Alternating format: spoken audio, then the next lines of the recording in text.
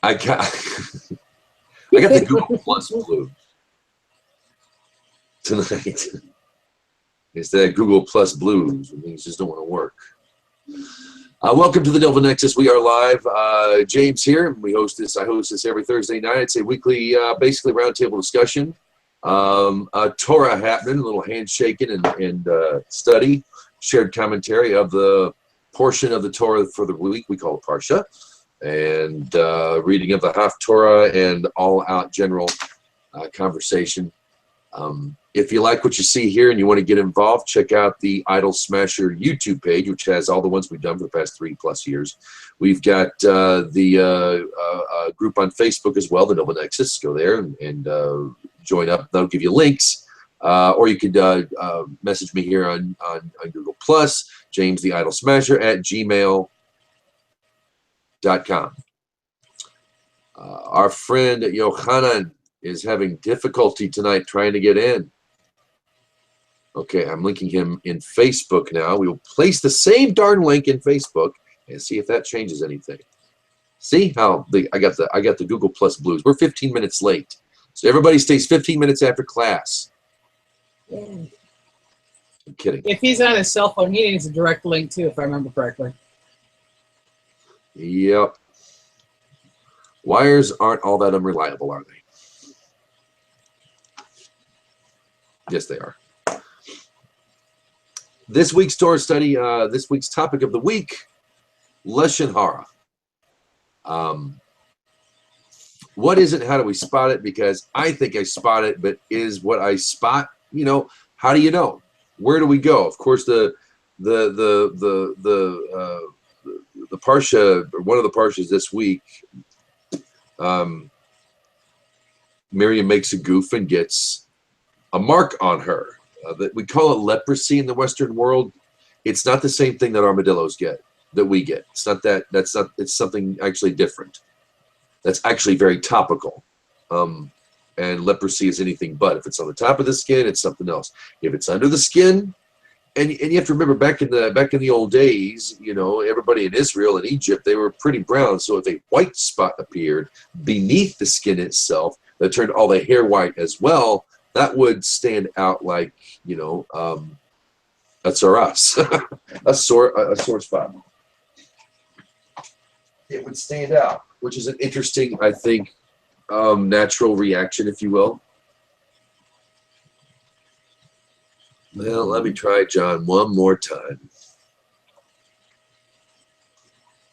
Yeah, I don't think he's going to be able to make it tonight. We'll try one more time. And then I'm shutting down Facebook so I don't get notifications.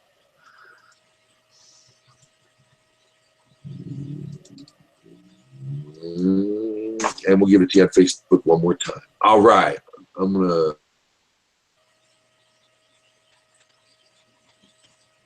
to... size. Brooke, Ross, Rosalie. Yes. How are you folks doing this? Oh, driving as always. Ross is going places. Ross is going places. Quite literally. In fact, he's probably going places more than anybody else in this group right now. I don't know. John, you're on a mobile, right? You're on a cell phone or a smartphone? I got a question. Are you walking anywhere? Are you en route?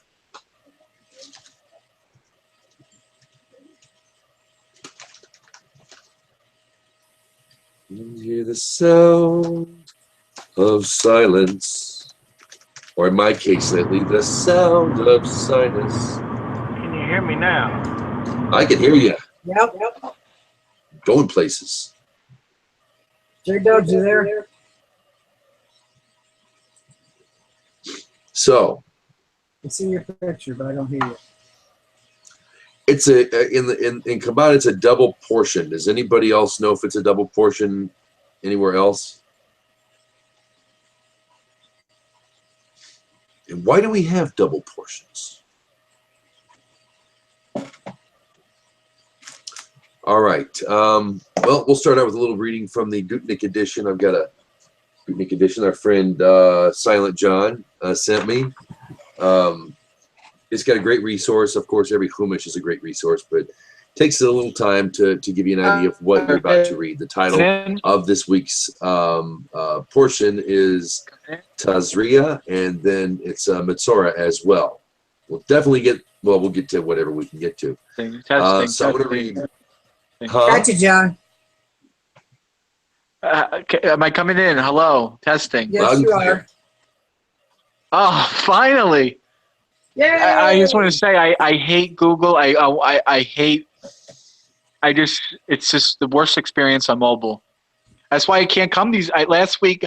I just threw my phone in rage. I got a crack. Well, it still works, but it's got a little bit of a crack now. But it's just so infuriating. I can't get into these calls. I want to listen to you guys. I want to listen and I want to study. How is everyone? Good. I got them Google Plus blues as well, my friend. All right. Sorry for the interruption. I just wanted to make sure I was coming through. You are. So where are we? So what are we leaving off with? Leprosy this week. What's going on? Just about to read out of the Gutnick the portion on the title of our parsha. Topic of the week is Lashon Hara. And an honest, in-depth look at what it is, because I sometimes wonder.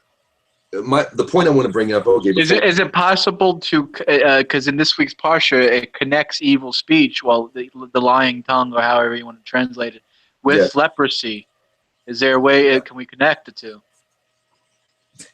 And not the same thing armadillos get. Yeah. Right. Like this is not your daddy's rash. Yeah, this is pretty bad. this isn't something. It's not your daddy's STD, right? Gotcha. You need to go to the priest to check this out. That's bad stuff. You know what I mean?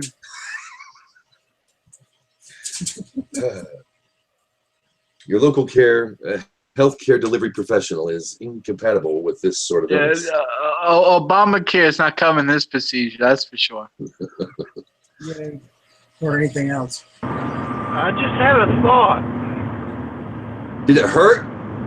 Yeah, and I got to get it out. All right. Miriam, in this parsha, her tzaras is a direct result of her Lashon Torah. Exactly. The treatment, I was real big on the treatment last year. I remember I was fascinated by the procedure one must go through once it's been declared to be tzaras. And this year, I wonder if it's like, and this is the reason why I wanted to bring this up, is it similar to hate speech, or what we would call, actually hate speech is kind of a goofy, stupid term for the old school, and what the law applies to quite often is fighting words, which actually, many courts do not declare is protected by the First Amendment. Hate speech, but even fighting words, how do we know they're fighting words? How do we decipher that? It was easy here in Torah amongst the congregation that you get spots, but how does that work outside the land? How does it work outside of Israel? Is it that obvious to us? And how do we determine it? You get tzaras if you know what it is, and it's obvious, everybody can see it, and you have to go through and do stuff. You got to go out of camp for a week, oy. And it's what do we do about it now and here? I personally find it very frustrating, because what I've learned, because I've been a nasty mouth mother, and I'm still kind of a nasty mouth mother sometimes, but I've been very angry, and I've been very expressive in this particular emotion, I think quite well in the written word, which is quite often taken in a negative sense by the reader in many ways on the internet. What I've learned is you kind of have to, you want to give people for me, I want to give people I don't like saying the benefit of the doubt. That's just kind of, I don't like that phrase. I think it's overused, but you want to think the best of somebody else, right? No So what slander. happens when we don't? Or like I say, and how can you tell? How do we determine Lashon Hara juxtaposed to, say, a warning? Or how are things in the family?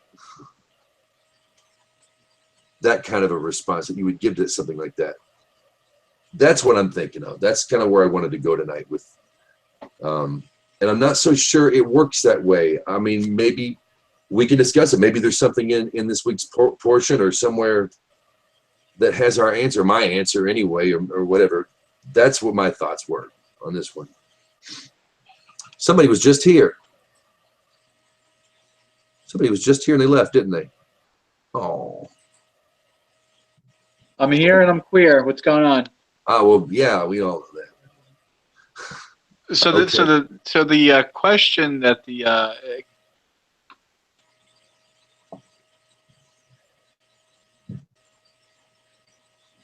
Yes.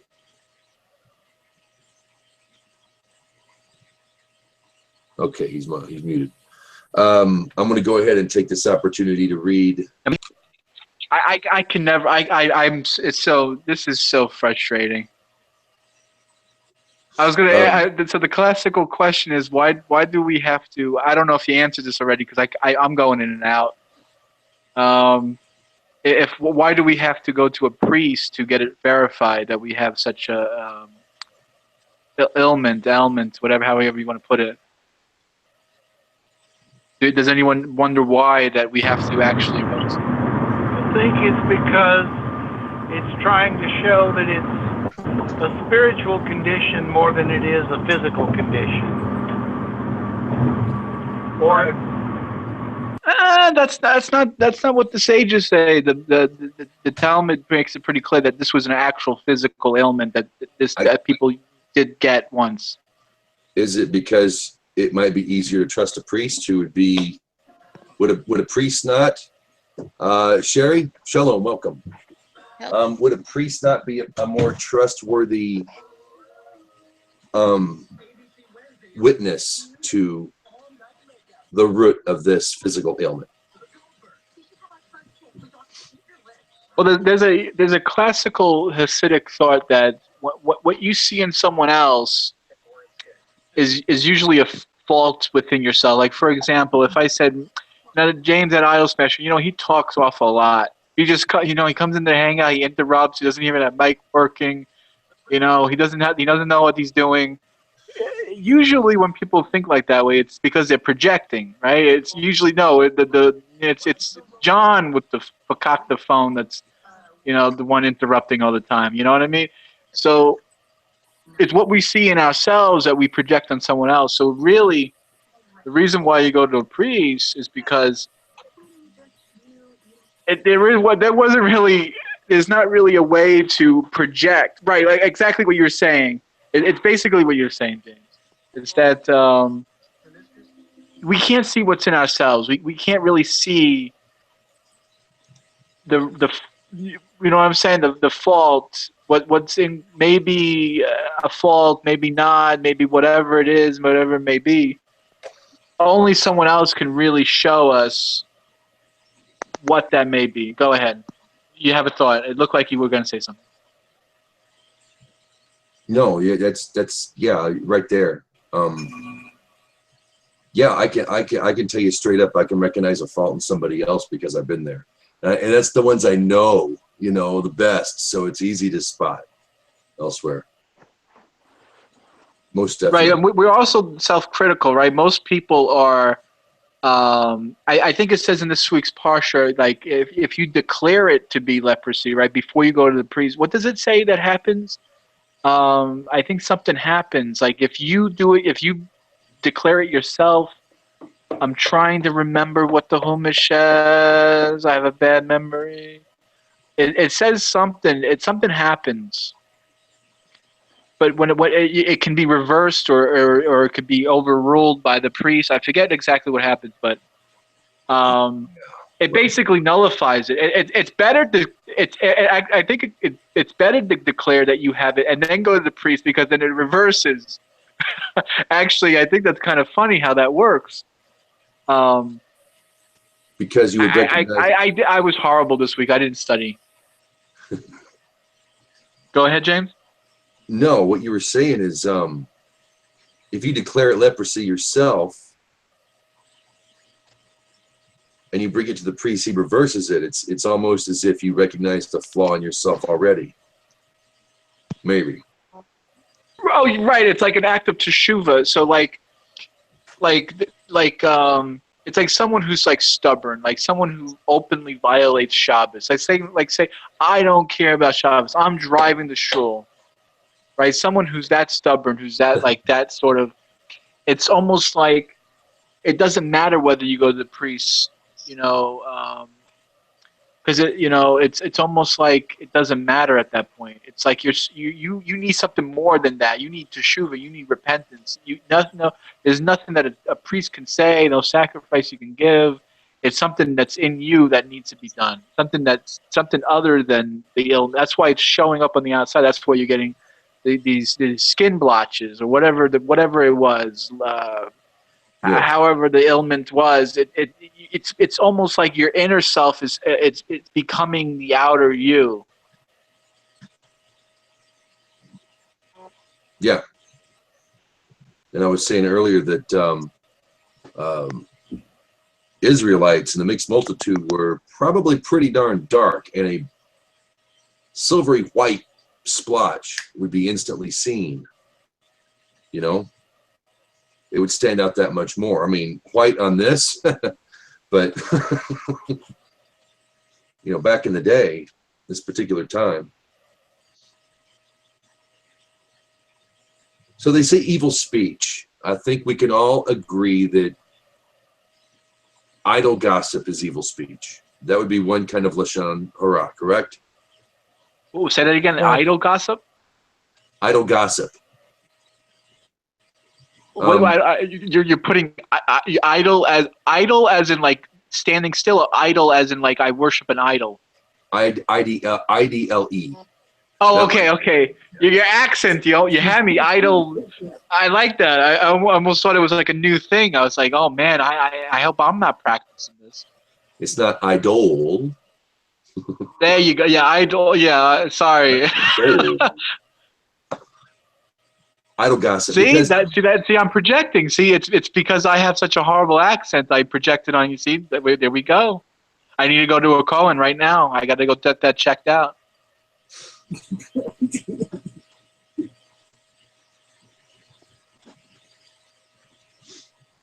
There's a difference between how's the family, oh, my son, and there's a difference between hearing news and going next door and, hey, did you hear about so-and-so? Right, you're not even supposed to do it if it's well. It depends, but you're not even supposed to do it if it's even true. Like if you know someone committed adultery, right?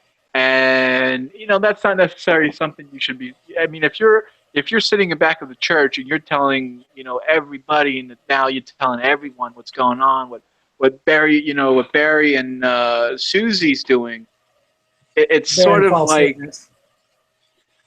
It's not. Is it false witness? Maybe. Depends. But it's not uplifting. What had that one more time? It's not uplifting. It could be in their past. It's not uplifting. Exactly. So the power of words. So that's what this parsha is all about. The power of words. So whatever you say comes true, right? That's the basic Hasidic teaching. So even if you're thinking something negative, you're bringing that into existence. Like it teaches us, like it says in, I think, the ethics of our fathers is like, the reason why people die is because they sin. I mean, that's the wages of death is sin. The wages of sin is death, right? But we're not even supposed to even think that way. We're not even supposed to think that way. We're supposed to think, oh, that person's sick because he's such a righteous person. He must have stayed up all night giving tzedakah. That's the way that's the mentality you're supposed to think. You're not supposed to say, oh, he's dying because he's a Rasha and you stayed up all night because he's a bad person. No, maybe that's probably what the law is. That's what's happening, right? He's dying because he's a bad person. True. But that's not, you're not even supposed to even think that way, let alone speak it. I like telling people when we talk about giving, when you talk about giving to a bum on the street, people like to, Well, I ain't gonna do that. He's gonna give it drugs. He's gonna do drugs. He's gonna do alcohol. All he's gonna do is he's just gonna go buy more liquor with it. I'm like, man. By you proclaiming, by you speaking that, by you saying that he's gonna spend on more drugs and alcohol, is literally, you're bringing that into existence. You're making that a possibility in the realm of actuality. If you didn't say that, it wouldn't have become an actuality. The lower you fall, the higher you can go. So by doing that, you're actually creating such a concept to even happen. So if you don't say it, then if you say, you know what, I'm going to give this guy a couple of dollars, he's going to get a better life. That's the type of mentality you're supposed to have. Then that creates an existence of what you want to live in. Rabbi Dov would say, he said, look him in the eye and give it to him. And I got to admit, my youth, I thought, oh, he's probably just going to spend it on something. I kind of gave anyway, but I got it. But the moment you break that notion and you go out and try it, there was a time we moved to Oklahoma City. We lived in kind of a part of town where there were a lot of beggars, and we would keep change in the car just to see which one we can spot first. It's still kind of done now, but it's becoming a bit more of a built-in habit thing, which is something we do. But when we first moved here, it was like, who can we give this change to? Beggar spotting in Oklahoma City. Because it worked. It really, when I hate to say it makes you feel good, but it kind of makes you feel good when you look them as a human being in the eye. They had to ask you for that. They had to beg. And it's humiliating. You might think, well, there's a whole bunch of them. It's a business. I'm like, but I mean, it's kind of humiliating at the same time. In my opinion, it would be standing there with a sign. My mother told me that it wasn't about what they did with it for my life. For me, it was whether or not I gave. And that's the only thing that you can control, is how willing you are to help or not help someone. You can't judge them on what they're going to do with it. And that's not on you. So it's doing the best you can in what you have power over. And it may help them, or they may use it for self-destruction, but at that point it's in their court. It's like you get to the pearly gates, right? And you want to get in, and you say, Lord, I like to get in, and it's like, and then everyone else is going by, right? You're getting through the red rope, the valet, and he's like, you go, God, why are you passing me up? Well, remember the time when you passed up Bob on the street? Maybe I'll pass up you now. It's kind of like that type of, you know what I mean? It's not about what you do. It's not, giving, right? It's like, exactly. I like that. I like the way you put that. That's like excellent. It's like it's not about what they do. It's about what you do. Exactly. I like that. They're people. Even a predator. The kind that as soon as you walk out, they just kind of run up at you, accost you for money. One guy got mad that I didn't have enough. That's pretty much the response he got from me. I just looked at him and I said, what are you, serious? You need money and I bring you like a handful of change, like a big handful of change. It was like $10 almost. And I was hoping I could get 20. Oh, were you now? Well, good luck with that. Keep going. Keep asking. I'm sure if you go to enough houses and knock on the door and give your sob story that but right, I knew it was insincere, and I was so tempted to just slap her hand. What's wrong with you? I was hoping for 20. I said, the girl. I gave a guy, I don't know if it was 10 pounds or 20 pounds of potatoes one time because I felt led to. And I felt so stupid giving a homeless person raw potatoes. But when I did it, he just burst into tears and told me, thank you, thank you, thank you. And it kind of blew my mind because it was all Hashem. It was all the leading. And otherwise, I wouldn't have done it. But he was so grateful and thankful. And if he could find a way to cook it, then that would have been food for quite a long time. So you never know what their reactions are going to be. All right. Excuse me. Let's read a little something here. Our first parsha this week is Tazria. Once again, this is Oh, from. by the way, I just want to remind you, James, it's a double parsha this week. Yes. One parsha at a time. Okay, it's 2 haftorahs too. Tazria. Our parsha begins if a woman conceives, which is Tazria, and gives birth. After discussing laws associated with childbirth, the parsha deals with the supernatural disease called saras, which afflicted the skin and possessions of those who spoke lashon hara. The Gutnick here translate that as gossip. Since the vast majority of the parsha deals with the laws of tsaras, we need to explain the connection between this affliction and the name of the parsha, Tazria, which refers to conception and birth. At first glance, they seem to be contradictory themes. Tsaras is an unpleasant condition which requires total isolation from the Jewish camp, such that the Talmud states that tsaras sufferer is comparable to a dead person. Nadarim 64b. How then is this connected with Tazria, which is conception and birth? A fundamental principle of Jewish philosophy states that the punishments administered by the Torah are not intended to harm a person in return for the harm that he caused, but rather that the punishment is primarily for the benefit of the transgressor himself. See Kuzari 244 and Ikram 438. This is because suffering caused by a punishment cleanses the soul, allowing it to come close to God once again, either in this world or the next. In most cases, the goodness within a punishment is not apparent to the onlooker or to the sufferer himself. With the tsaras sufferer, however, it is clear that his punishment is actually for his own benefit. By being declared ritually impure, requiring total isolation, he will soon learn how to speak gossip. He will soon learn not to speak gossip anymore, since there is simply no one to speak with him.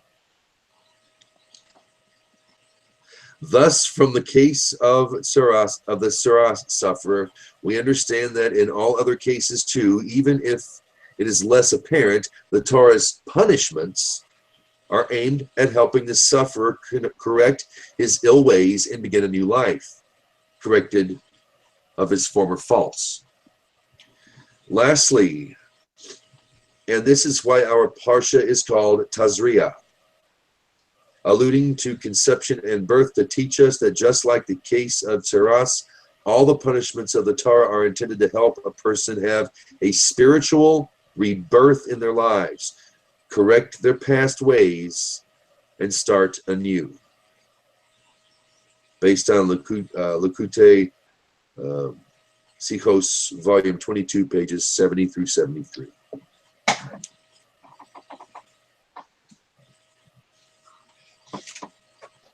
More spiritual than physical.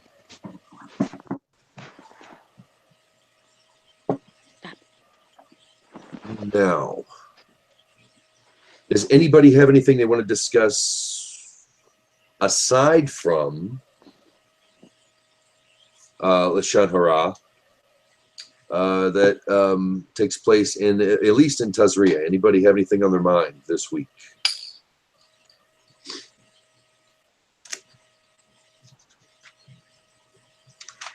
I'm wanting to get some commentary about why a boy child and a girl child have different days of uncleanliness, if you will.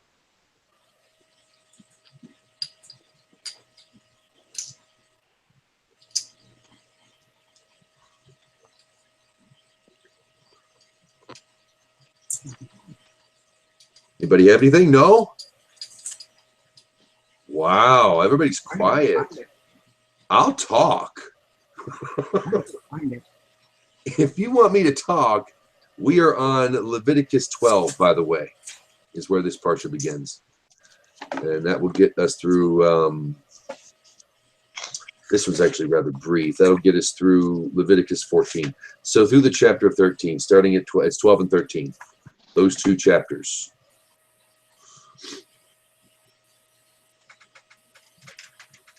Are you going to come back to the Lashon Hara stuff? We can go there anytime.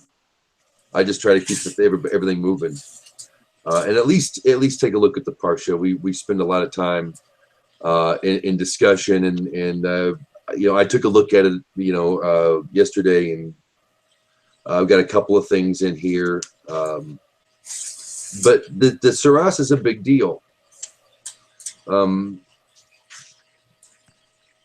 You know, that if you're in a neighborhood and you see somebody's house being emptied, you know, and your bed and your bed sheets and your shoes and your, you know, and your photo albums and everything's out on the lawn, that's kind of embarrassing. That's you know, because that's, your house can have Saras. Yes. Your clothing. The house walls of it too.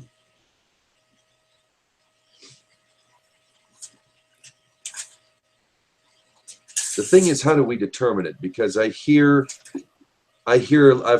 and pretty much from what I'm gathering, this whole argument's about to just become a memory. But there are people out there who like to smack talk certain rabbis.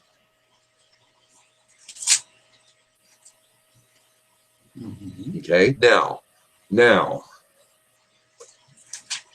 where do we go?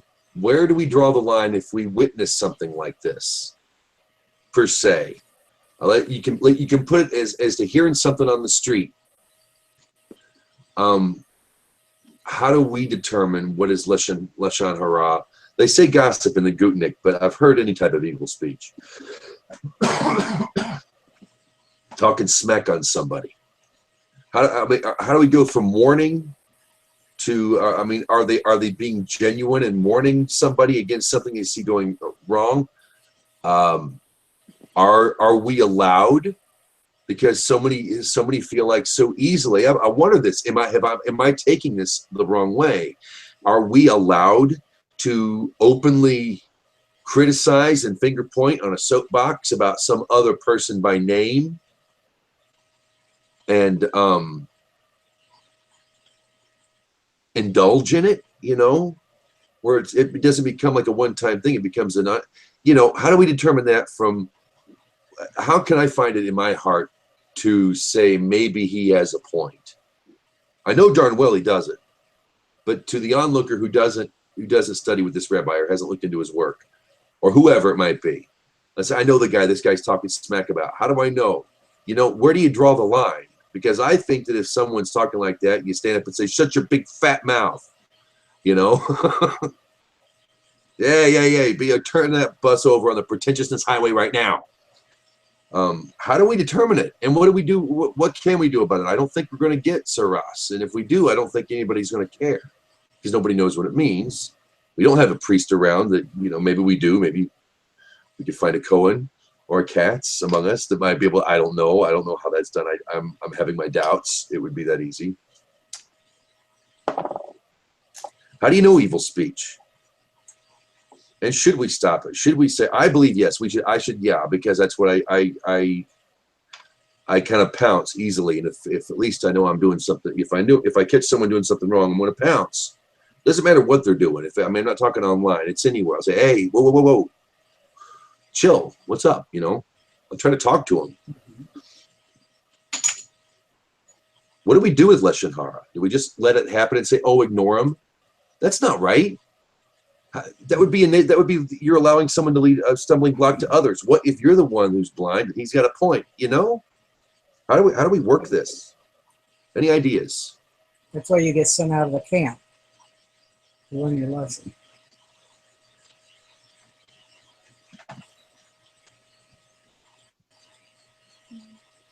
How do we? There's not really. The halakha is in,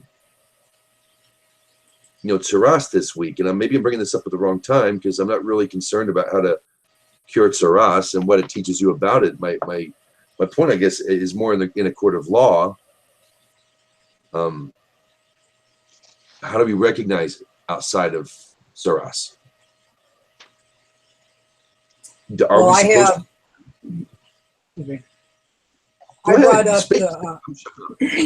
I brought up the from the Encyclopedia of Jewish Religion, gossips, rumors, and lashon hara, evil speech, and they have a definition. If you would like me to read what they have,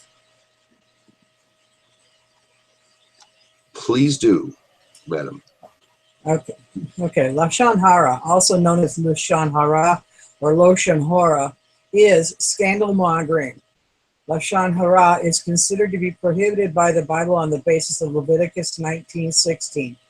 You shall not go up and down as a slanderer, in some translations, talebearer, among your people, and is frequently condemned in the book of Proverbs.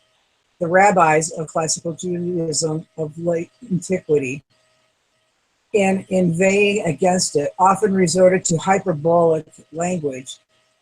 For example, in saying that slander, tale-bearing, and evil talk were worse than the three cardinal sins of murder, immorality, and idolatry. Of one who indulges in lashon hara, they say that he denies the existence of God and that God Almighty declares, I and he cannot live within the same world. Quote, Babylonian Talmud, Arkahin 15b, unquote. Rabbinic law distinguishes between various categories of talebearing, rekhelut, slandering, scandal mongering, etc. Every kind of trafficking in evil report or rumors, whether true or not, by carrying them from person to another or by relating unpleasant or harmful facts about another is forbidden.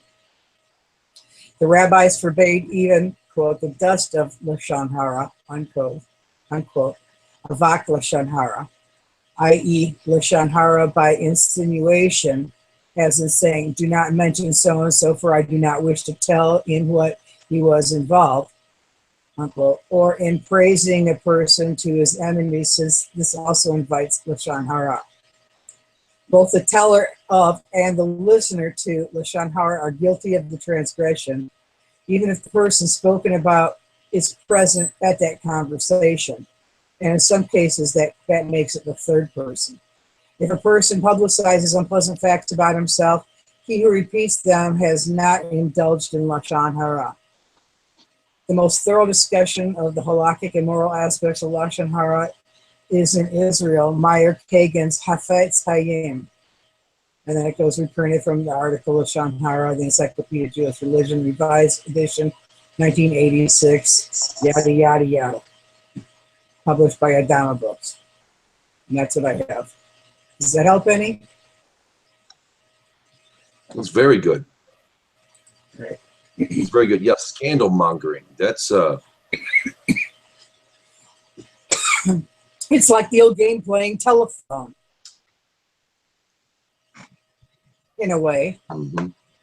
But then again, also, if you look back at how Pavlov would be proud and gave the dog a biscuit for salivating and then took away the biscuit after said conditioning was correct. So that kind of plays in there as well.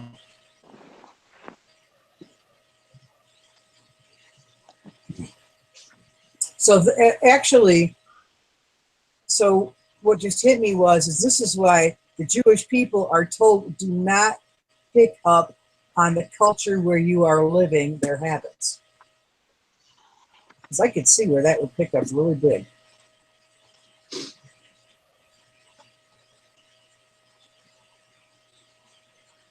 That's why they say don't integrate into the other cultures. Right.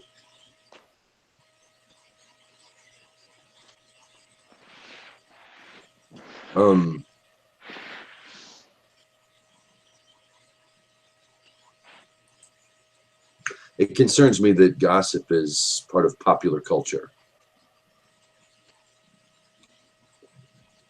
It's not gossip, it's a show, but the theme of the show is gossip, you know? Invented celebrities, scandals. It's the ego, a person's ego and self-importance trying to feel important. So I'm gonna pick on the rabbis here for a second here. Okay, one is prohibited from even hearing it. How are you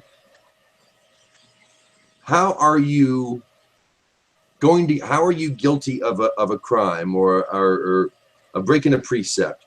How can you be if Lashon Hara finds you and then you recognize it as Lashon Hara, you've already heard it. How can you be guilty for hearing it? That's just, I mean, wow. Because you're tempted, you would be tempted then to spread it as well. No, but why would I be guilty? Shalom, Gav. Why would I be guilty of? And hey, maybe Gav wouldn't know. He's got smarts. How would I? I mean, I wouldn't know that I'm hearing Lashon Hara until I hear it, and then when I hear it, I'm already guilty. I don't know. Because you don't know it's illegal doesn't mean that it's that you're. If I it's illegal, and it is, you're still guilty. But if I know, but if I stumble upon it in conversation or I walk into a room and I hear it and, you know, what the hell, this guy's talking smack about dude over here. I've heard it already. How can I be considered, you know, how would I be sinning? How would I be breaking, you know, now to indulge in it, I got to hear more of this. I get that. But to hear it, you know, but Gav says if you don't know what you're hearing, you're not liable. Okay, great. What if I recognize it then? Oh, he's talking smack. Ooh, you know, how am I liable at that point? Do I get points for walking away at that time? At that point, once I recognize it, or am I still liable? Immediately cease and desist in the Lashon Hara. So if I'm hearing it, walk out, either stop it or walk away. When you say cease and desist, don't participate. Okay.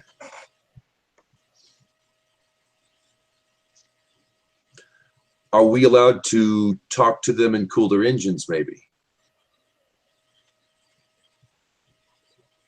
Yeah, so there's the obligation of what's called tochacha, which is basically rebuke. So if you know someone, and this applies to basically any violation, you know, you don't do it boastfully and in a public manner. If you know someone is doing it, you just pull them aside like, hey, look, man, according to Torah, we're not supposed to do this. Could you please knock it off, or maybe take into consideration of laying it back? It's going to be better for everybody involved. So, yeah, you would definitely get points for intervening and being like, hey, guys, can we not smack talk people that are not here to defend themselves? Can we not engage in this foul speech? Okay. So you don't have to run away, and you're not necessarily guilty just for hearing it. No. Okay.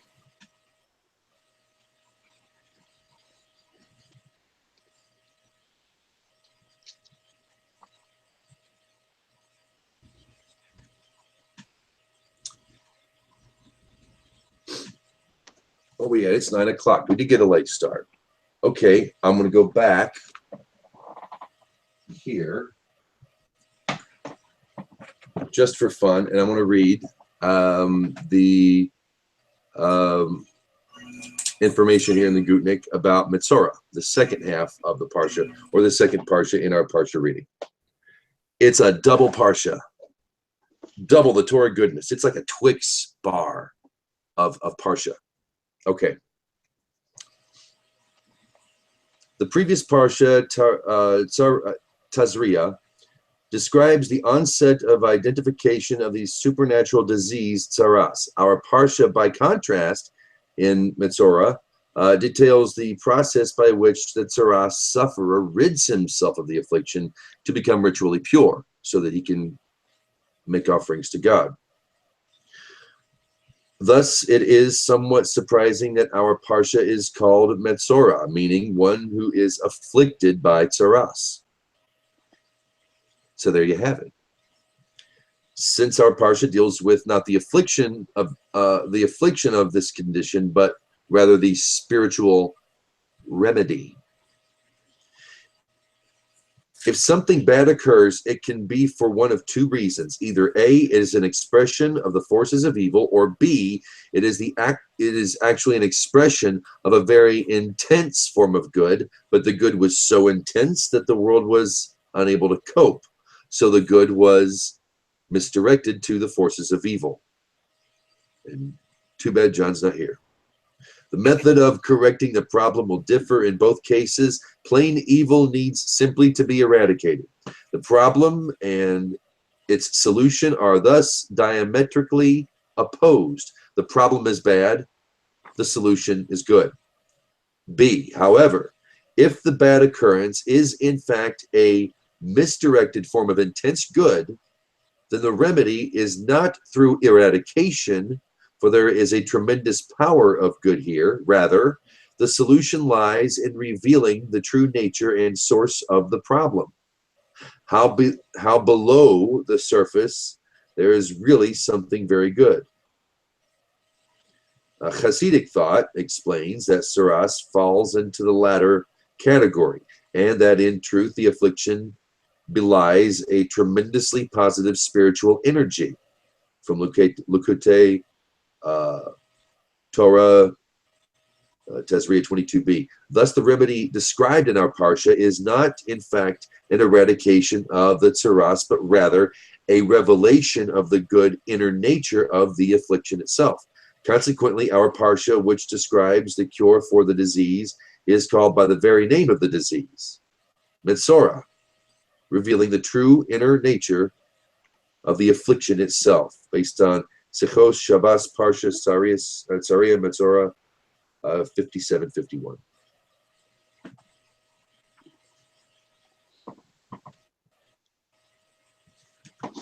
This is what the first big change that I made in my life once I had discovered Judaism and what you could call Kabbalah. I didn't know, it's not Kabbalah. What I learned was about it, but the map itself led me to God and led me to Torah either way. But one of the first things I learned is that like Jacob's ladder, if you will, Jacob's steps, there were angels moving up and down. It was a continuous system from heaven and to earth and back, and it was a constant flow. There were angels moving up and down at all times. So they say that in, what Kabbalah means is receiving, the receiving. For instance, when you get a receipt in Israel, the state of Israel, they say, here's your Kabbalah. You probably have a guy go home and think, wow, I got a Kabbalah scroll. No, but it means receiving. And if you're not straight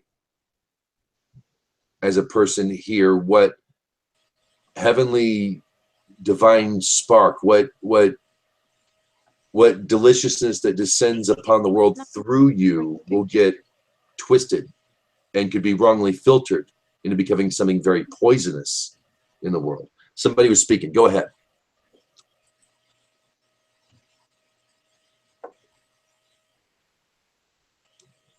Did somebody talk?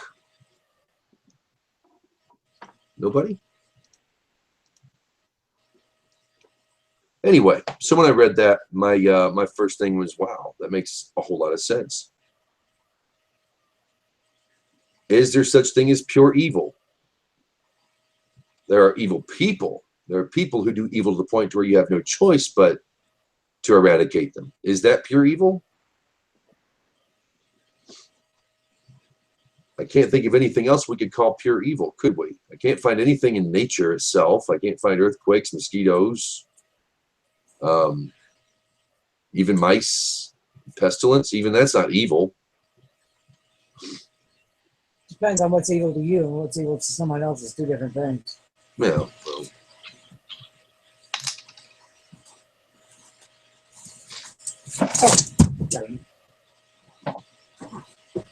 Thoughts, anybody? I had to step out of the room for some of it, so I don't know if you answered this or not. But is it just topics that would be considered sins that shouldn't be talked about, or is it any topic about someone else? I mean, I work in an atmosphere where the girls gossip, but I try my best to stay out of it. But there's no way to tell them to stop. It wouldn't do any good. But when they're talking, I mean, sometimes they're talking about somebody who died, or other times, yeah, they're talking about adultery and stuff like that. But I mean, what is considered lashon hara as far as participating?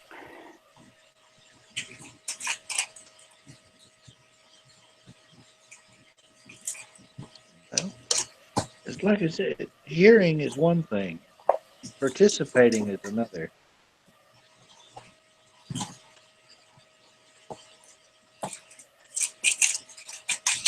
You get points for praising somebody. Yeah. You actually get, I don't want to say points in heaven. That's terrible. Forgive me. You get points in heaven when you praise people. The more you say their name and praise them, the more points they get, and even you might get some too. So there would have to be a line. Like I said, there's news, there's warnings.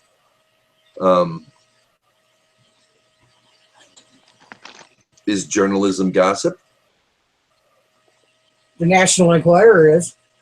Nah. Gossip, science fiction, horror. Bat Boy, seen in North Dakota. Well, like there was somebody who ended up having a stroke or something. I don't know, and he crashed his car, and so it was a topic of conversation. Is that, and then they're talking about him being in the hospital and stuff like that. Is that lashon hara? Because it's gossip. No. If they're just remarking about the fact that he's in the hospital, then no. Well, they're remarking about how he got there, the fact that he wrecked his car and had the stroke, or I don't even remember. This was months ago. But if it's from a medical condition like a stroke, then it's not an assassination on his character. It's not damaging in any way. Okay, so if it's damaging, then it's lashon hara? Yeah. Okay. Even if it's true. Yeah, well, yeah. There's some gray areas here. You are allowed to speak out something that is true if a third party is involved and they could be in danger. For example, and obviously this is a very extreme, very rare case, but just kind of lay out a scenario for you. Somebody moves in next door, and let's say one of your female friends starts dating him or whatever, and you find out, you do a Google search, not sure why you would, but you do it, you find out one way or another that he's just was released from prison and he's a convicted axe murderer. Not only are you allowed to talk about him and let other people know, you're obligated to talk about him and let other people know.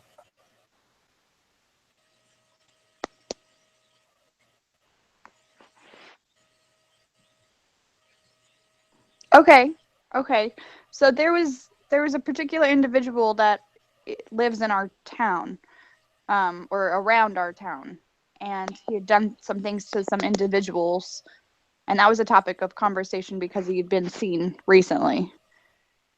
And so then they're a danger to your children or other people. That's okay? 100%. Okay. 100%. I mean, because that's extremely damaging to his character, but you're also protecting your children. He's got more damage on his character you could probably possibly do. Right. I mean, it's at that point you have to weigh certain things, and definitely on that point err on the side of letting people know.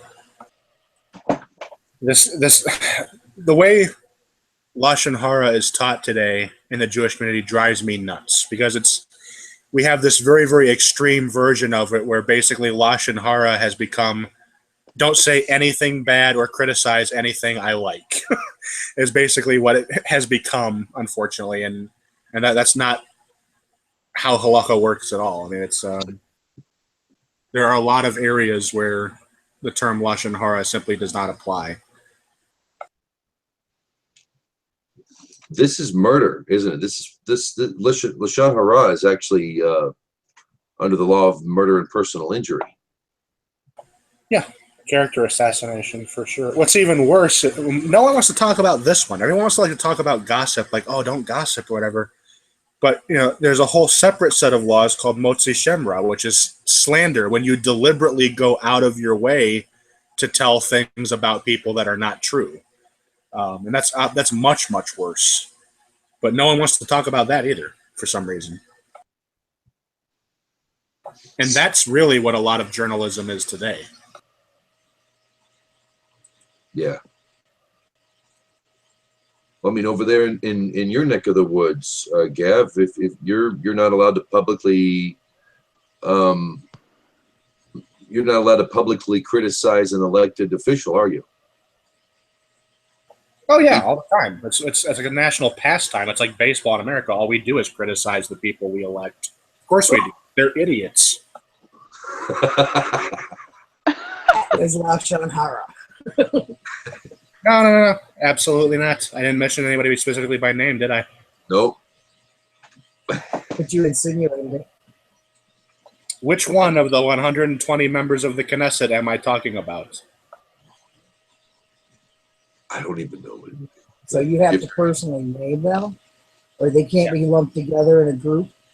No, I mean, no, they're not all idiots. So there you go. I have a tendency to say my government's crap. All three branches. I won't mention names. I know it's not true on a blanket statement like that. But I've said it once, I'll say it again, and this is, we're all adults here, and I'm not the kind that pulls the peanuts and the corn out before I flush, There might be a couple of good ones in there.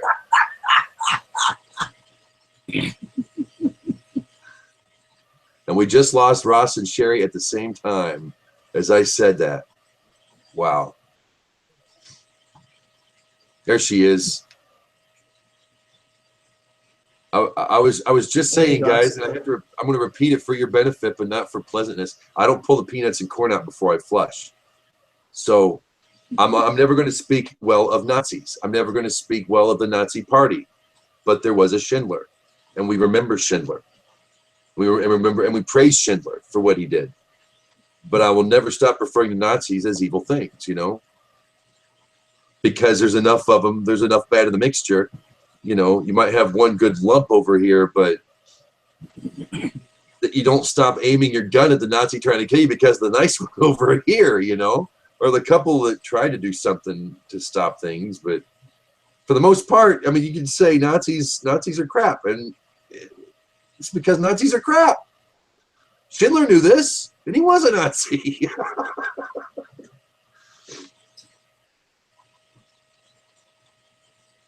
Okay, I just had a thought. Did it hurt you? Everybody inside of Gomorrah was bad. Until Lot they went to try to save Lot. Yeah, then and the group did. So is that along the same thinking, or is that a wrong way of thinking? Well, God did make Abraham think it through, didn't he? I'm going to kill them all. What do you think about that? All of them?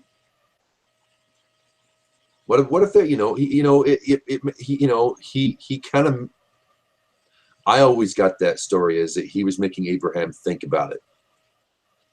The place is rotten. That tree's got to be cut down. It's a disease. And he made, I always took that as he was making Abraham split hairs until he got down to at least one bunch worthy of it.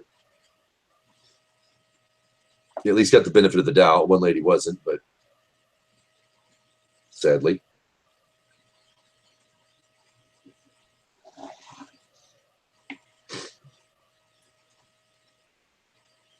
Well, Gav, I'm not gonna be so confrontational on the spot when I hear it, when I see it, or when I think something's going, the wrong way in conversation, because I'll call it out right there. I wouldn't take them aside. I will consider taking people aside from here on out.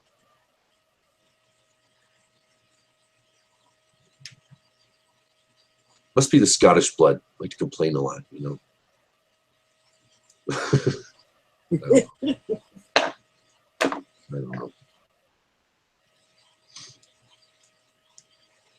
Any thoughts tonight on the Parshas? Anybody else? I have a question. Yes, ma'am. Okay, so we're talking about if it's hurting their character, Yes. then we shouldn't do that. What if you're talking about somebody and they're not present, and you're not hurting their character? It's somebody that, you love, not in a romantic way, and you're talking about them, but they're not there. Is that, that's still considered gossip? Is that, since you're not murdering their character, what is that? Does that count? I'm not. Well, in a sense, you are, because they're not there to defend themselves, but you're placing doubts in somebody else's mind, the way that they would look at them should they come across them. Or if you're talking about, did you hear about Susan? She got she got a Maserati last week. She what? It's beautiful. You should check it out. It's got a so-and-so engine in it. The car actually cooks dinner while you're driving. No way. Yeah, way. I don't think that would be gossip. That might be, and because I've been in broadcasting before, there is a difference between being a journalist and being a gossip monger, a scandal monger. Sometimes, huh? I said that's a pretty thin line sometimes, but yeah. Sometimes. There's a wanted man out, and the police say, we need your help finding this guy, and they show you a picture of him holding a gun up to a guy at a gas station. You got to let people know about that sort of stuff. If your congressman, if your legislature's doing stuff, absolutely. I think personally they should be considered a slave. If you get elected official, I think they should be considered slaves of the state.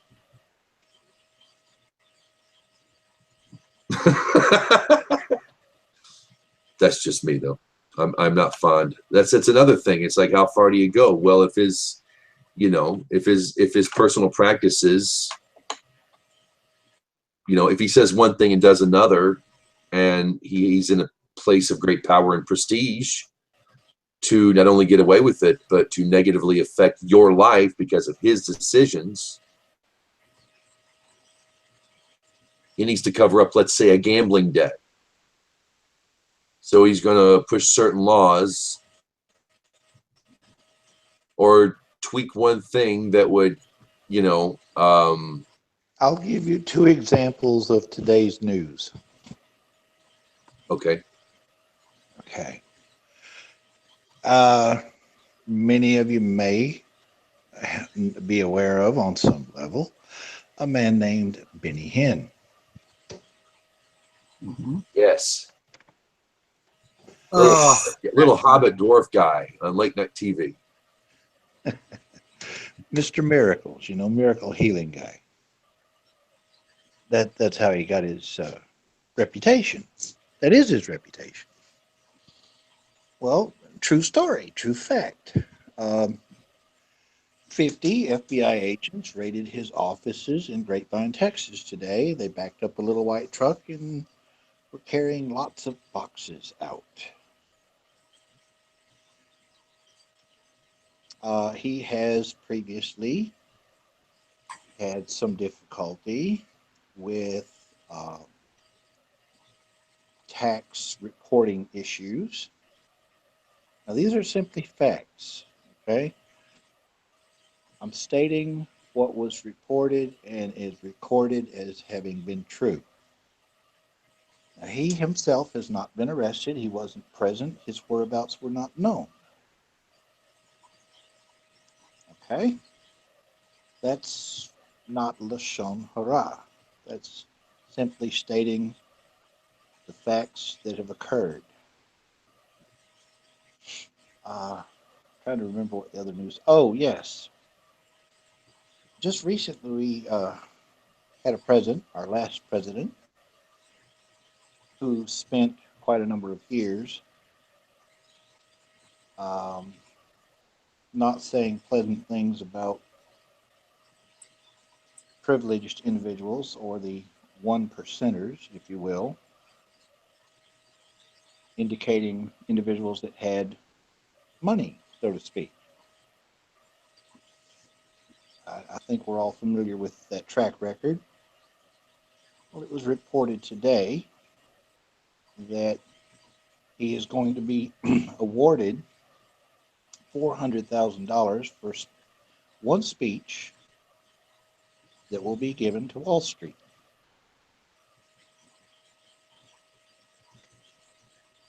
Statements of fact.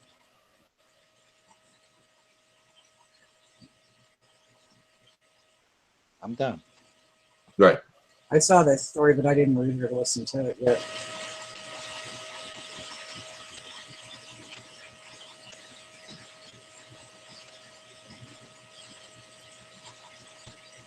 Okay, so you're saying because it's fact, it's not Lashon Hara, even though it really has nothing to do with anybody else, and it is hurtful to their reputation. I mean, that's not like talking about a rapist who's in your town who you need to tell everybody about so that you can protect people. Telling somebody that some guy's giving a speech for $400,000 and it makes him a complete hypocrite. I mean, that hurts his character and doesn't help anybody. I don't understand how that's not Lashon Hara. No, it's simply facts. I'm not saying it in a derogatory fashion. I'm not saying that he's not entitled to the money. I'm not saying that that he is a hypocrite. I'm not calling him those things. I'm just simply stating the facts as they are. You can look back at his track record and see how he's expressed himself in the past, and you can see what he is currently engaged in. I'm not making any judgments, just simply stating these are the facts. It's like, how would a cop talk about it? If you were talking to the press, you would give the facts of the situation. That would not be Lashon Hara. But if you're doing it, but I mean, yeah, like I say, it's a fine line. This is kind of what I'm wanting to bring up. Fighting words is another thing. How do you determine fighting words? How do we know the difference? Well, if I sat here and said he's a lying, two-faced individual, he's a hypocrite, he's doing exactly the same thing that he criticized other people for. Now, if I start talking like that, I'm judging his character. I'm saying negative things about him.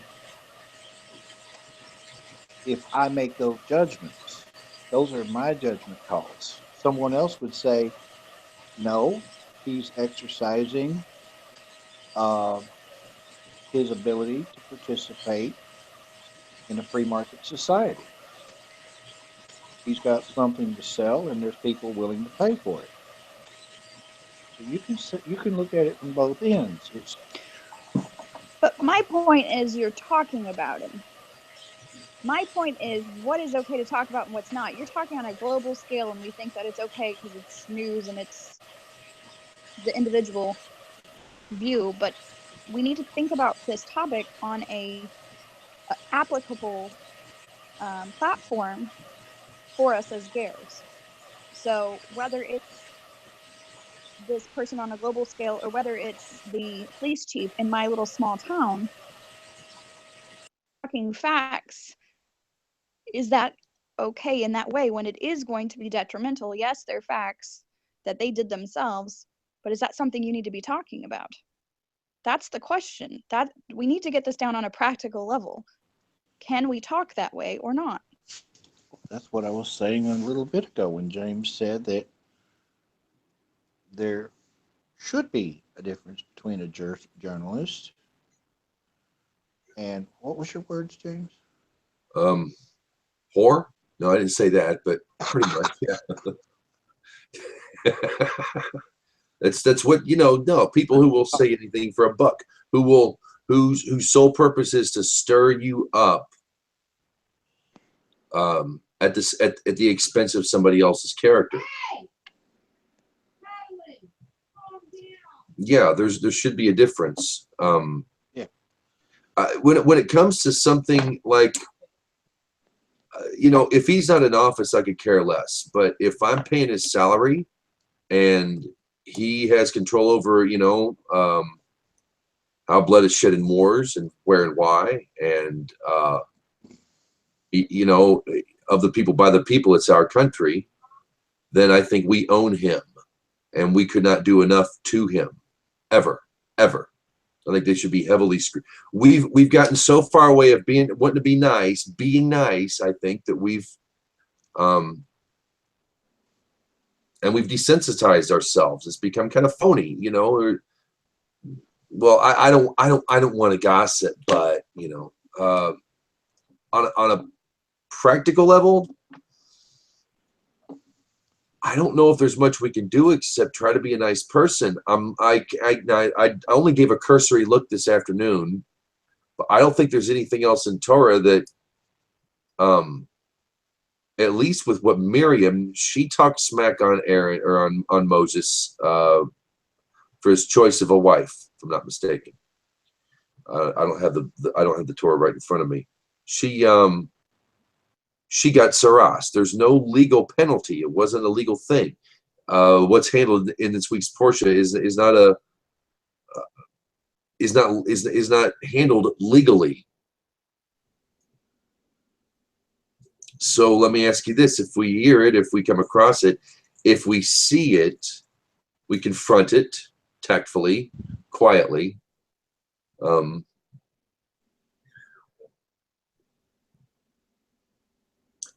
I guess we could take him to court for slander. If you think it's Lashon Hara, bring it to a judge. The judge in the court will decide if it is or not. Well, wait a second. You're talking slander, and Gab has a different term for slander. We're not talking about slander. We're talking about hurting somebody's character. That is slander, yeah. Well, no, there's slander is when you're going against someone talking untruths and trying to really hurt them versus Lashon Hara. Yes, it may be true, but you're trying to kill their character. It's not the same thing. Gossip is you're not intentionally trying to hurt someone's character.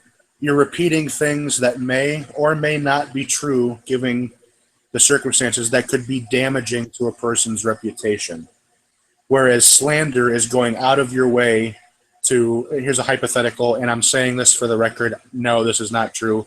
Oh, James likes to steal from Walmart. Okay, when I know it's not true, and when I know it's not true, and I'm doing it specifically to go out of my way to hurt his reputation. That's the difference. Is it all Lashon Hara, slander, idle gossip? Is it all?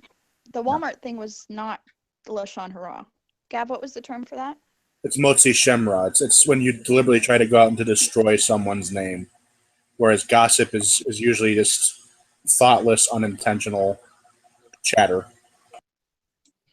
So like the political stuff, when they attack each other, most of it isn't true. Some of it may be true, but they're going after that person, whether it's true or not, to slander them. Absolutely.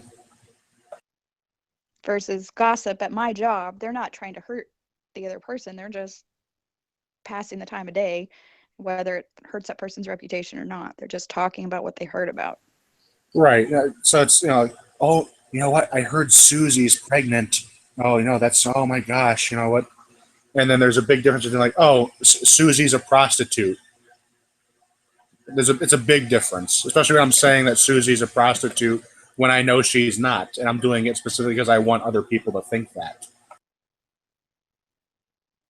Yeah, if you're jealous of Susie or something.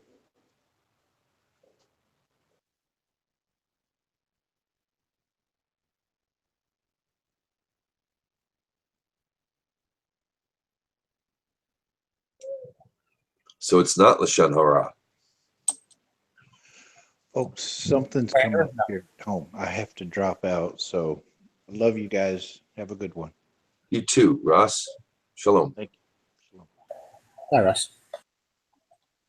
Shalom. I thought any evil speech was considered Lashon Hara. There's an actual. I want to ask it one more time just so I know, and I want to type it out so I know what I'm. What is slander? Slander is saying, and deliberately, with the knowledge that it is not true, something about somebody else. What's the word? It's not Lashon Hara. It's Motzi, Shem, Ra. Shem, S-H-E-M, Shem? Yes, name. Yeah. Name. Okay. What's the literal translation of it? Motzi is what? Hi, Kara. A malicious name, giving. To give someone to sprout forth like a bad name, basically. Doesn't always come across so great in English. Right. Thank you. That's interesting.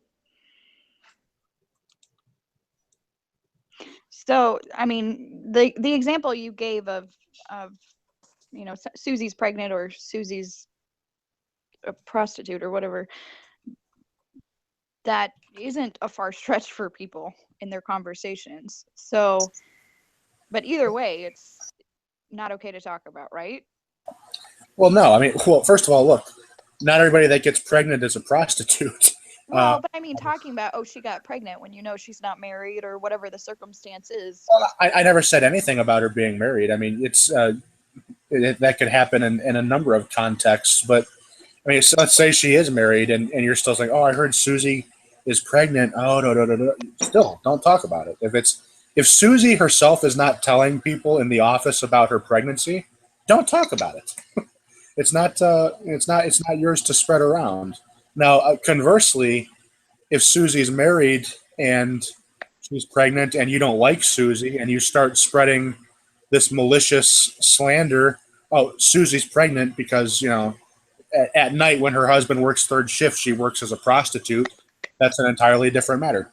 Right. But talking about, okay, but that's if it's a bad scenario. What if it's not a bad scenario and Susie's pregnant and it's good news and she's not there to tell you? Are you still not supposed to talk about it? Because it sounded like, the way that you said it, maybe not. It really depends. Is it common knowledge? Is it something that's already out and about and people know about it? I mean, if it's something that she's already announced, no, I really don't think there's a problem with it. But if it's something that she's waiting, she doesn't really want to tell anybody yet, there's some medical issues, they don't want to get anybody's hopes up. At that point, it would become gossip. Yes. It's a very fine line. It's not. It's extremely complex. It's extremely complex. I'm in a position where I try my best not to get involved when people are talking around me. I don't know most of the people, so it doesn't, it's not that hard for me to ignore it, but it is going on around me, and I have a hard time because I almost feel like it's a test. Just testing my resolve to stay out of it. How long can I stay out of it? How many months can I stay out of it? That's actually a great way of looking at it. That was actually very brilliant. It feels like a test. It's like you're tested. Yeah, you're being tested. Resolve. And I've been in situations where everybody liked to gossip. The girls like to gossip.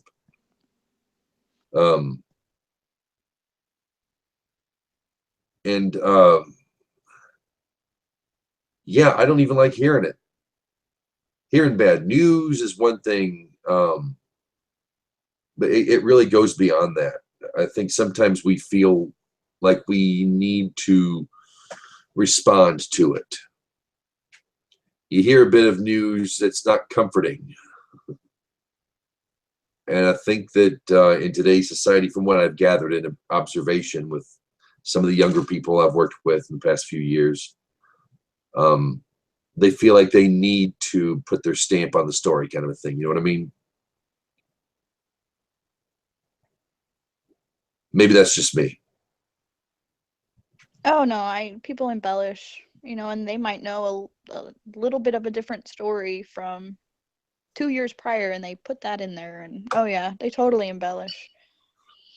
Or they need to put their opinion out there, like it's needed, like it's wanted.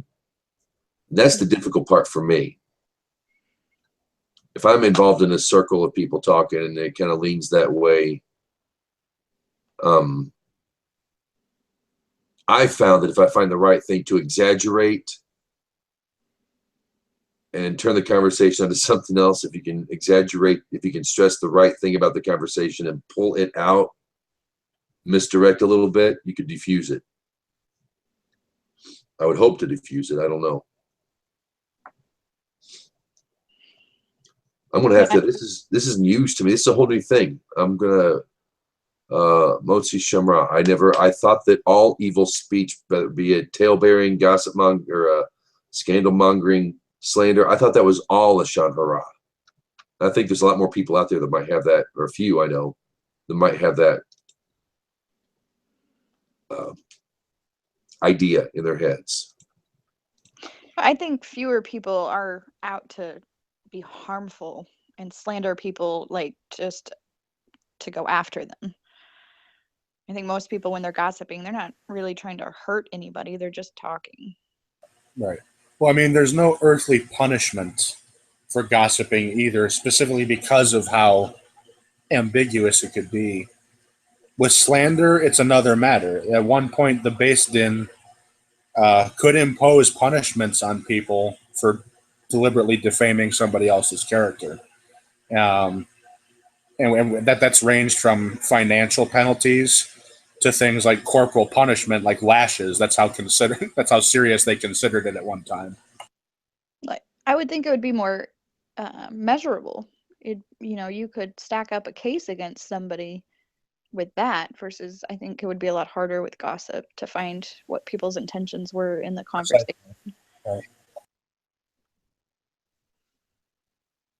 And I mean, that's probably why there isn't a punishment, right? Because when you're gossiping, only Hashem knows the intentions of your heart and whether you were trying to be hurtful or not, right? Well, this wouldn't be intentions. I mean, I guess that could come into some of it, but that would be innocent enough. It seemed like it would be, if it were for good intentions, that might, but I think that the very act is, I mean, I don't know. Right, but like Susie, if you don't know that she hasn't made it public knowledge and somebody told you she was pregnant and you're just sharing in the joy of finding out that Susie's pregnant, you don't know that that's bad gossip, where the person who told you may know that it was private and that's on them.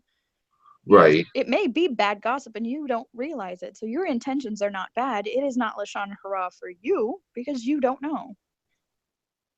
And that's why this line is so blurred, is because that information isn't, everybody doesn't know everything. And so it's a hard, difficult line to be able to tell the difference versus, if somebody's saying, well, so-and-so's a prostitute and they aren't, and they're going after and attacking, and then you start, in on them and you have no knowledge, then yeah, you're trying to hurt that person. Yeah, you can't. That's interesting. You couldn't take somebody to court for gossip, but you can definitely do it for slander, libel. Right,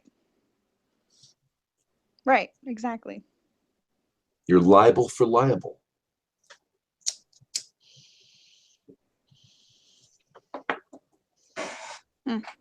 I've been wondering about this for a long time, and I haven't been able to talk it out with people who actually have perspective on it.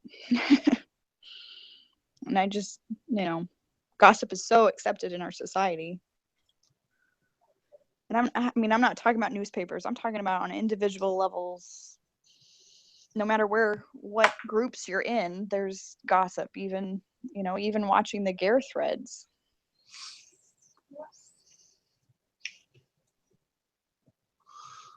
That's another thing. Okay.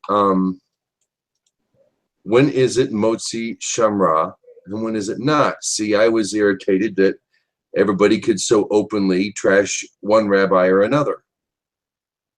I always came from the school of thought, and maybe it was just my generation, I don't know, but I was growing up with the school of thought when it came to people like, the priests at my church when I was a kid. I can say the same thing about rabbis today. I don't always agree with a rabbi. I don't always agree with them. Even venerated sages, even great minds, there sometimes I don't agree with them. It makes no sense to me. I think that there's something wrong with that, particularly how a Noahide deals with not Saras, the charrettes, certain animals. They say you can eat them whole. God says don't eat it if the blood's in it. I don't, I think that. So when is it, we're not going to all disagree, but what I never liked is that, if you don't agree with him, leave him be. If you catch him saying something wrong, correct him.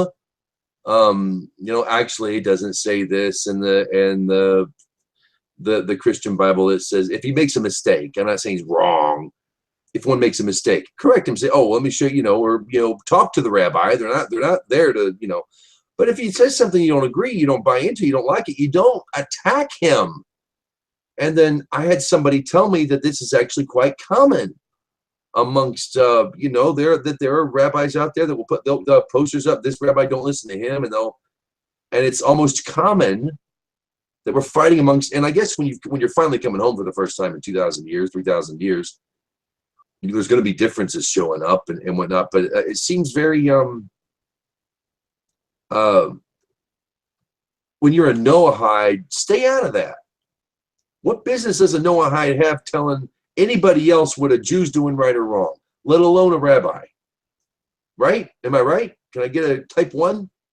I don't know. Coming out of Christianity, I've been wrong about a lot of stuff on this path, so I'm probably one of the last people who's going to tell someone else that they're wrong when I've been wrong so much. Does that make sense? Like, as a Christian, we had everything wrong. And as a Hebrew roots, I had a whole bunch of stuff wrong.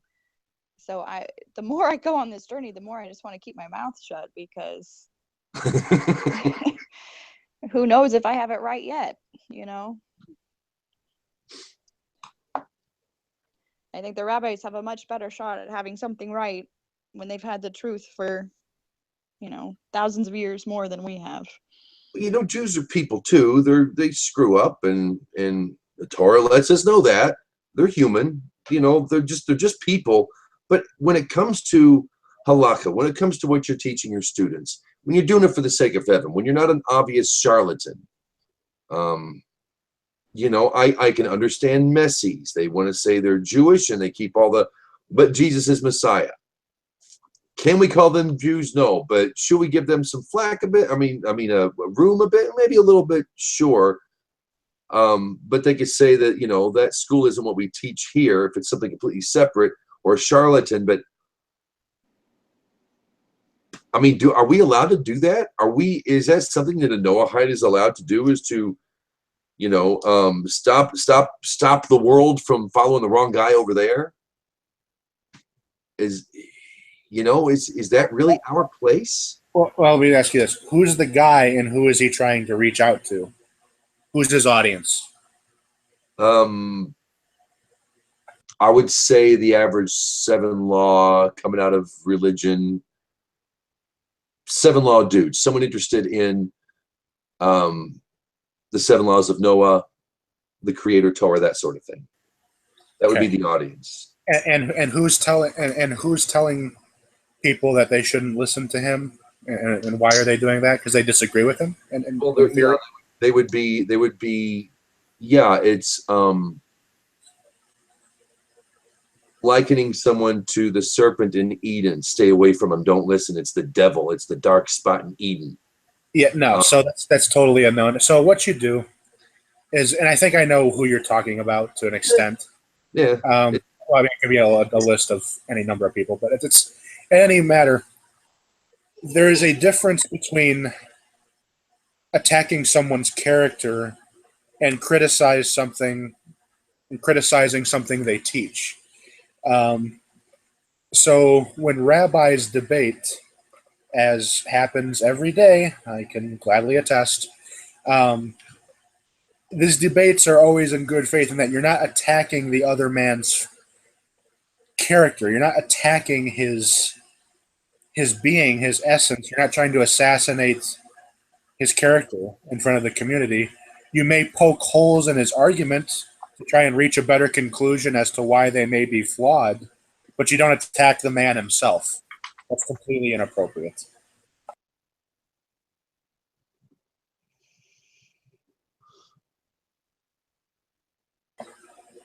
Some terms and exceptions apply, but they're very, very, very rare.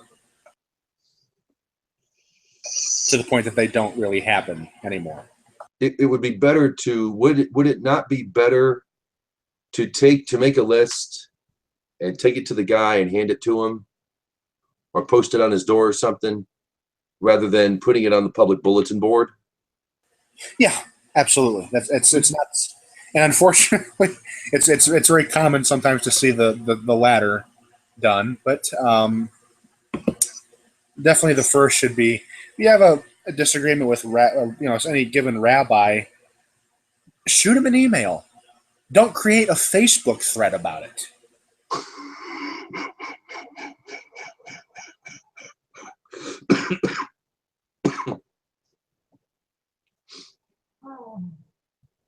Yeah, that would be the difference.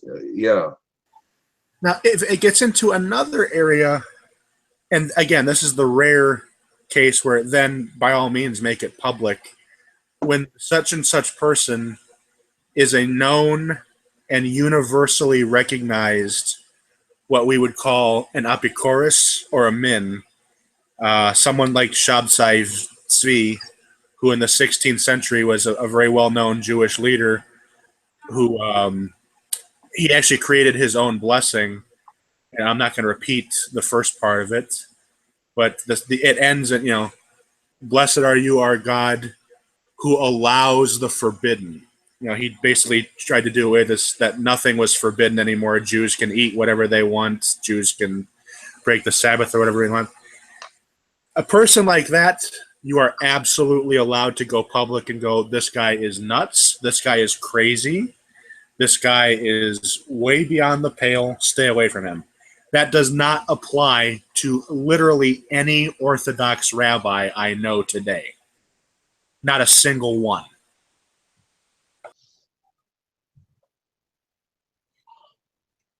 Yeah, people often use that gentleman as a failed Messiah example. He was a failed. He claimed to be the Messiah, and he failed to deliver. He did claim it. And he amassed a huge following, which is what made him so dangerous.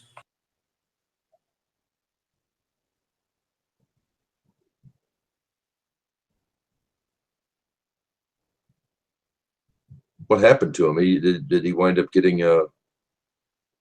capital punishment? I never knew what happened. So what happened to him was he claimed he was the Messiah. He got a lot of very prominent rabbis to agree with him, believe it or not. And this is the danger with what I call Zohar or Lurianic Kabbalah, because it really enabled a lot of what he taught. And he went to the Sultan, the head monarch of the Ottoman Empire, and basically said, you're going to hand over the Holy Land to us, and I'm the Messiah. You're going to make me king. As you can imagine, that did not go over quite as he thought it would. And the Sultan gave him an ultimatum: I can cut your head off, or you and your followers convert to Islam. And that's what they did. Thousands and thousands of his Jewish followers converted to Islam. And there's still a sect within Islam today in Turkey. They're called the Donme. They're all descent from these Jews that followed Shabtai Zvi into Islam. So basically, what he caused far more harm than he could have ever thought to have done good. Wow. Well, they were Jews not keeping Torah, right? These were Jews that went and became Muslims, but by following this guy who was breaking Torah, they were already not keeping Torah. They didn't think he was. Well, but you know Torah says don't eat unclean animals. And Well, that was him and his inner circle did that. Most of the Jews that followed him were observant. Well, then why would they go to Muslim? Because they believed in him that much. Oh. And that's that this is like a personality cult. These are like Jews in the first century that believed in the J-man so much that they dropped Torah and they adopted this Pauline saved by grace idea. It's not a new phenomenon. I mean, right. Someone who's charismatic enough and who has a claiming to be the Messiah can get Jews to do just about anything. And that's why it's so dangerous to have false messiahs. Well, people need to stop following men and just keep Torah. I agree. I agree completely. And that's what Hashem says. He's like, if it doesn't match up with what I've told you, don't do it. I don't understand, because they know it's so much better than we do. Right. How they can just, a charismatic person can come and just take that all away from them. No, well, I mean, look, one of my big criticisms of the Chabad Lubavitch movement, which is the largest Hasidic sect in the world. And don't get me wrong, there are many, many wonderful people in it. And many of these people believe that the last Lubavitcher Rebbe, Menachem Mendel Schneerson, was the Messiah. And they still believe that, even though he died in 1994. They believe he's going to return someday. Now, where have you heard that line before? I've never heard that.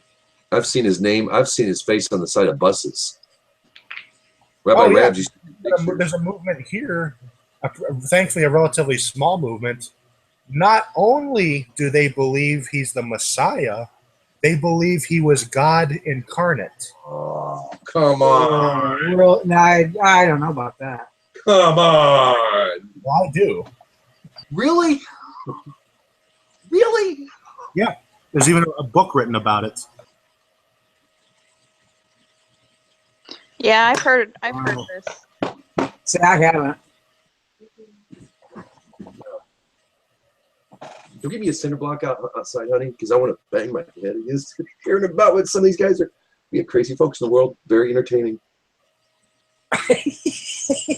She's looking at me like, Rabbi Gab, you were saying that was the Chabad movement? Believe that? Like the majority of them believe that? Or is it just a portion of some of the Chabad rabbis?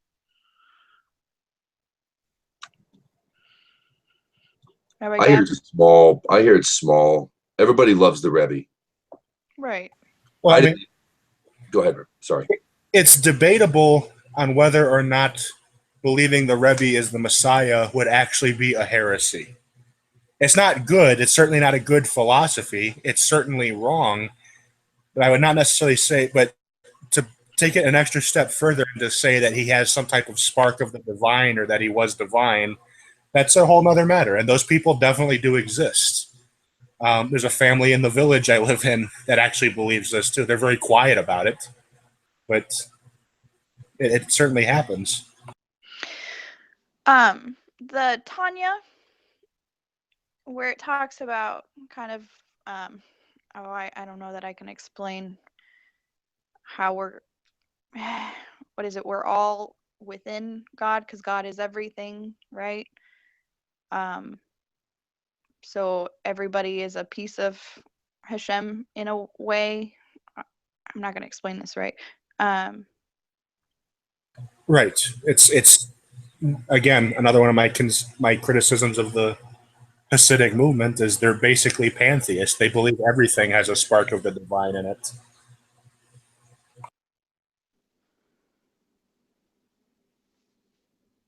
So how do you feel about the book, the Tanya? I mean, in blunt, not sugarcoating at all, it's garbage. I keep it on the same shelf with a Book of Mormon and a New Testament. That's how little I think of it.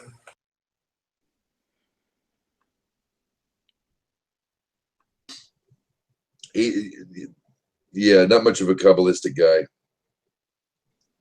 It's and it's definitely not for everybody. And that was wow, I didn't think you put it that far down there. Well, just I'm there's so much literature out there, and Judaism obviously has lots of different sects. It's hard to figure this out when you don't know the world, I guess. The neat thing about Kabbalism to me, or the Kabbalistic things I learned, is that all things come from God, but what I learned in it was that man can corrupt that which is given to him, and maybe that which comes pure and good, man has a tendency to corrupt, and it ceases to be that which descended from heaven in the first place. That was when I made my big revelation. I was like 24, 25, when I made a huge revelation that everything spiritual was directly linked to morality. That there is no far off world. Right? Everyone's talking about, I can't stand the subject personally, can't stand the subject of multiverses and alternate universes and the mandala effect, where we mess with an atom so the whole reality switches and we're on a different timeline. And that stuff it's as bad or worse. It's a horrible religion, in my opinion, that notion. But it's all about here and now, that what you do directly affects the natural world. You have the power to heal the world, and you also have the power to destroy it. Even though it comes from God. I mean, I'm not saying all things don't come from God, but yeah, the spark of the divine thing. Yeah, the pantheism is meaningless with God. It makes no sense to me. Pantheism, for people who don't know, is everything is God, all things are God, the whole thing is God. So long as you're not picking anything out of it and saying it's God, but when you say the whole thing plus me, then the whole notion of God wipes. There's no way you can be pantheist and monotheist at the same time. I don't think. It makes no sense. How can you have something that exists outside of time and space is the same thing as that which, all that is seen and unseen, all here and beyond, God is beyond existence. So why bother with the creation at all? What do I know? People ask me why I take such a strong stance on Kabbalah, and I'll tell you why. One, it says in the Torah, the secret things are for God. Kabbalah claims to be secrets about how God works and how the universe works. Secret things are for God. Was there real Kabbalah at one time? Was there real, authentic, Torah-based mysticism? Yes. The rabbis wrote about it. They wrote about it pretty extensively, but they never described it because the real thing was never written down. In Maimonides' time, he wrote that the same thing. It existed, but it was never written down, and that by his time it had been lost completely. In the next few centuries, we have the Zohar popping up in Spain. It claims to be the work of Rabbi Shimon Bar Yochai in the 2nd century, but we know that can't be. I mean, it has Spanish words in it. Spanish was not a language when that happened. I mean, and you want to talk about a multiplicity in the divinity. we kind of poke fun at the Trinity, the Christian Trinity, this whole 3 and 1, 1 and 3. The Zohar teaches that God is 1 and 10 and 10 and 1. Okay, it's complete and total. It's just adding to this number of pluralities in the Godhead. And no one in the Jewish community wants to talk about that. But when the Zohar first came to light, very, very few rabbis accepted it. Very few. A number of the leading rabbis of the last few hundred years did not believe in it at all. They thought it was a huge forgery. You fast forward to today, the overwhelming majority of Orthodox Jews believe in the Zohar to some extent. But, I mean, truth is not a democracy. Being anti-Kabbalah puts me in the minority. But at the same time, Kabbalah also teaches in reincarnation, an idea that has no source in Torah, none, zero, has no source in the traditional sources. The very first time a Jewish source mentions reincarnation, it's Saadia Gaon in the 7th century, and he's writing about how Jews that believe in it are completely ignorant. That's the first time we ever hear about it in Jewish literature. So no, I put absolutely no stock in mystical teachings in Judaism. I think history has revealed that they're a huge problem.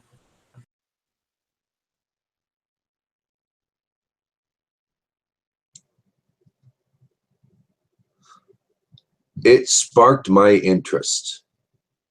Coming from, but I was coming from, I left the church and good people, but I needed more. I left that. I did parapsychology, occult, secular Shaolin Buddhism, Taoism, So when I found what was Kabbalah or whatever, it really spoke volumes to me. It really did.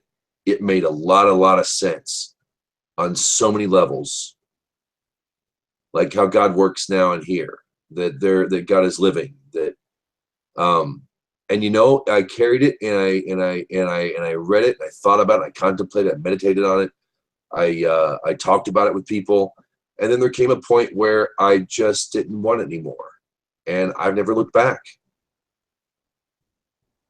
It was there. It's and the head is above the heart is above the stomach, okay. We've got chakras from the east, which is a health system, but even that, it all kind of goes by the wayside. It eventually, to me, it's like that's what sparked it, but you don't need it anymore. Or I don't know. It was interesting.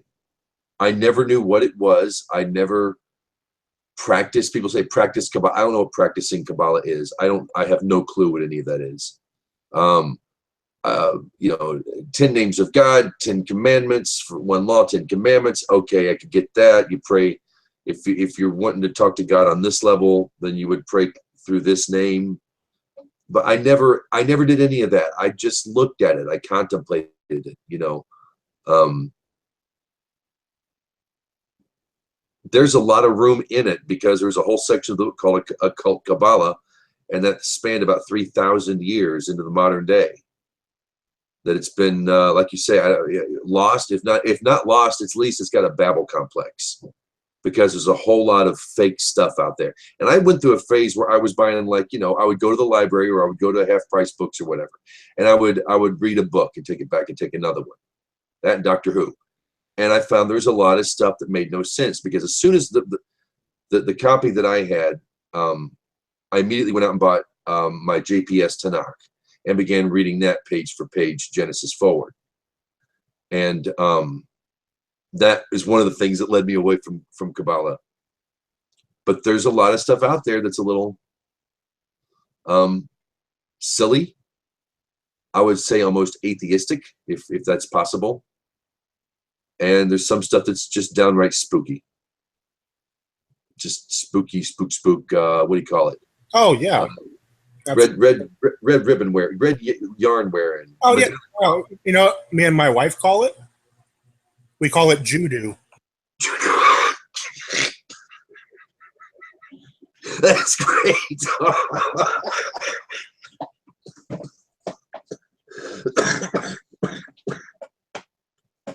Sorry, a little Had some congestion. Hoodoo, judo, we do. Judo. It's better. Oh, man. I've been saying Madonna Kabbalah for like 20 years. Judo. All right. Okay, I can do that. Okay, so the stuff that like Garrett Gravy's talking about with the Metatron and the backside of the coin and all that, is that Kabbalah? Like, I can't understand Garrett Gravy, okay? I'm trying. It's too deep for me. That is his thing. I've tried. I can't do it. I can't do it. So, but is that Kabbalah? Or is that something else? I have no idea. I'm not familiar with this person or what he teaches. Oh. I think Well, you could. It would be safe to say it's of a Kabbalistic nature. Well, Metatron, Rabbi Gav, are you familiar with that term? Metatron? Yeah, it's in the book of Enoch. Is there an actual book of Enoch? Yeah, it's apocryphal. It's not a part of the biblical canon, but yes. But is it actually real, or is it somebody else made it up like all the other books? What do you mean by real? Well, because I've got Matthew, Mark, Luke, and John that I thought were real all my life, and I don't believe in them anymore. So, like, and there's the book of. Well, in that case, no. There's Book of Kings. There's the Book of Enoch. There's Christian versions of the Book of Enoch that talk about the fallen angels. That's when you know you've got a bad copy of something.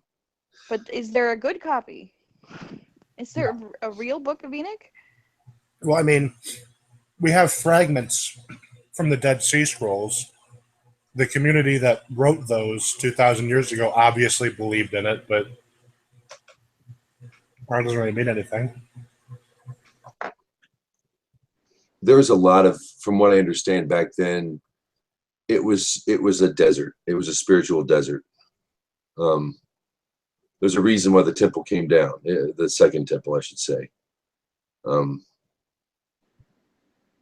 Maybe it might have been looked at, from what I understood, is people just didn't have the time.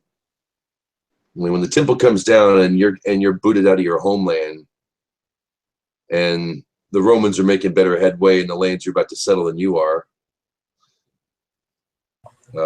you might not be thinking about, should we add this to the canon, you know? Well, this would have been before the temple came down. This would have been about 100 years before. Oh, really? Yeah. It was written by a small community at Qumran, people who were called Essenes, who were basically hermits that lived in the desert. They practiced celibacy, which is very unusual for Jews. They were obsessed with ritual purity and the apocalypse, the end of the world. So, I mean, they were not normative, I guess you'd say. So they didn't share in the procreating, like Lot's daughters, where it was such a big deal that you had offspring. Right. They didn't believe in procreating because they thought the world was about to end, which for them is kind of true because the Romans completely wiped them out. But... There's such balance in the world sometimes, you know? And they're the ones who wrote this Book of Enoch. And that's, I don't know that is very validating for that. We're not sure if they wrote it originally, but we know that they believed in it. We know that they transmitted it because they found it among the Dead Sea Scrolls. The notion of fallen angels is that's also shared, I think, in Roman mythology to an extent. It's the idea that you're kicked out of heaven, and that's not how it works. From what I understand, God sends Satan to you. Yeah, well, I mean, it's also like in Zoroastrianism, which is an ancient Persian religion. One I'm actually quite fond of. It's actually a very benevolent belief system, in my opinion. Most of the ones I've met are very nice people. Freddie Mercury was a Zoroastrian. Well, you can't be. You have to be born into it. Oh, well. You can't convert to it. It's So they believe in a good God and a bad God that was chased out of heaven by the good God, and so it's almost kind of like a God devil kind of thing, dualism.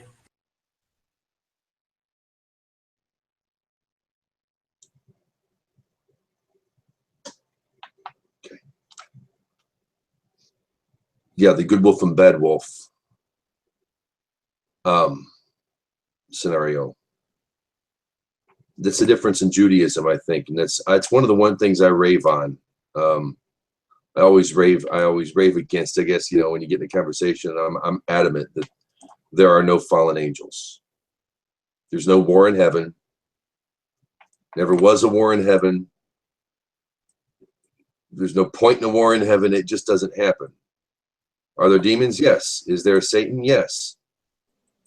The difference is one's under one is completely beholden to the Creator, and the other one has free will to set up an evil army on the earth to fight God.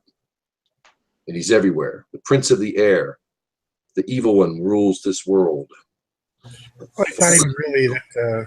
It's not really evil. I mean, this whole thing. I can't remember the exact scripture reference, but it talks about the same event. It talks about God causing David to make a census, and then it talks in another book about Satan causing David to make a census, which is against Jewish law. You cannot make a census, and it's the same thing. Satan is literally, if you want to put it this way, Satan is employed by God. Okay, he's an agent. He's not a free agent to do as he pleases. So the first time we hear Metatron was in the book of Enoch, which happened before 66 AD. We think so, yes. About. It's basically the funniest way I ever had the book of Enoch described to me was that it's supplementary fan fiction for the book of Genesis.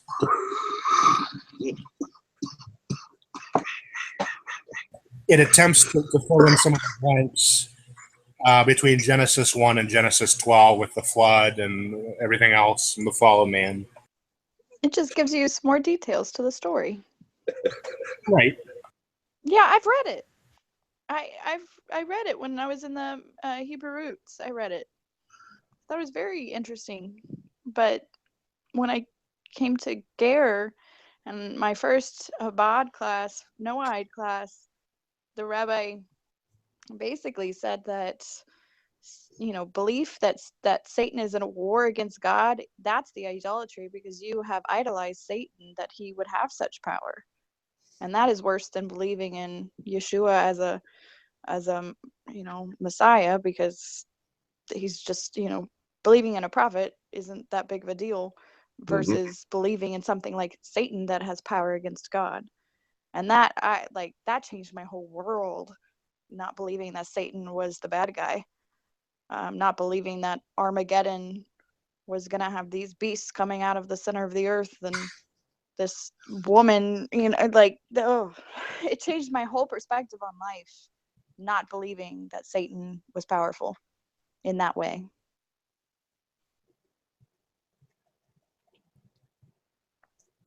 I think if you put it in a strict Noahidic context or a Torah-based context, I think that would be considered evil speech.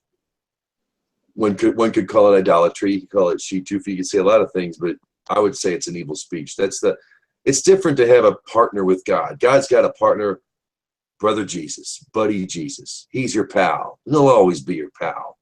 That's it's benign. I get benign, but it's it's heartwarming. It's fluffy and it's warm fuzzy and all that good stuff. But to say that there is an evil opposite that has power over you, power over all of nature, and is fighting with the very God that created you, and God's helpless to do anything about it, it's absolute malarkey. And I don't know how it is in the rest of the planet. I don't know much about Africa and what they teach there. I don't know a lot about what goes on in the Chinese religions. I know there's not quite like this, but the Americans love Satan. American Christians love Satan. I'll say it again, not Hasatan, not the adversary that Gab was talking. They love the idea of an evil opposite of God that controls everything. Oh yeah, absolutely. He's the fallback guy. I mean, he's the patsy. Listen, you talk to some of these people, they blame everything that happens in their lives on Satan. And everything that happens in society. It's never a product of human endeavor in the long run. It's always the big red horned hoofed boogeyman, you know. Satan made me do it. It's really, really popular, and I live in the South. I've lived in the Bible Belt for quite some time now, and oh yeah, he's a celebrity over here. Yeah, absolutely. They talk about him more than they do Jesus. Makes you kind of wonder just who exactly they do revere. You called him the ultimate patsy. Oh, I've never. That's perfect. It doesn't give. Why would you want to give? I mean, it makes sense now. Why would Christians not want to follow the law? Why, if they know of the God of Israel and how things work, and they see the problems of the world, why would you want to attach to a God? Why would you want to serve a God or follow his commandments if he can't even control one of his, if he can't, why would you go to a God like that who's helpless to do anything about this whole third of angels and Lucifer and the other third stand back and watch and decide and see where the wind's blowing in the war? Oh, I don't know that I ever believed God was helpless. Revelation, God always won in the end. It wasn't that Satan was ever going to win, but he, it was almost like God allowed him to play this game out. But see, he was helpless now. Satan was in control. No, I never believed Satan was in control. They teach you that Satan was in control? The world is in the control of the evil one, as Paul puts it. No, I never. I believed in the Almighty God. Maybe that's why I'm where I'm at now. I don't know. But I never thought. God's the superhero. He always wins, So Satan, it just doesn't make sense logically to believe that Satan actually could beat God, but he was sure trying. Is kind of the perspective that I had. But I don't see it that way. And Job never made sense. The story of Job never made sense to me. I was like, how did Satan get back up into heaven to have this conversation with God? I don't get it. And some people would be like, well, that conversation happens before creation. I'm like, what? Yeah. Because they try to explain it away or whatever, but what else can you do? Right. I always thought, or I was told recently, and it's every time I look at it, look at Job as the inner struggle of the man, and not his outer struggle. Job's inner struggle, or just mankind? No, Job. It's specific. Moses, or it's the book. I don't know. I don't live in Israel. I'm not Jewish. I don't know the ins and outs, but I've always said that most of the people would attribute Job to Moses, the author of Job to Moses. He could have chosen the name of anybody. Why Job? Because Job, Job matters. He was in Egypt. He was one of the, who Job is, right? No. You had three advisors to Pharaoh. You had your good old Yisro. You had Baal, and you had or was it Balaam? Or Baal? Yeah, Baal. And then you had Job. When the new Pharaoh decreed that we're going to wipe the Israelite babies off, we're going to put them in we're going to infanticide. Baal stood by him and says, absolutely do it now. Let's let it happen. Let's make it happen yesterday. Jethro fled the moment he heard it. He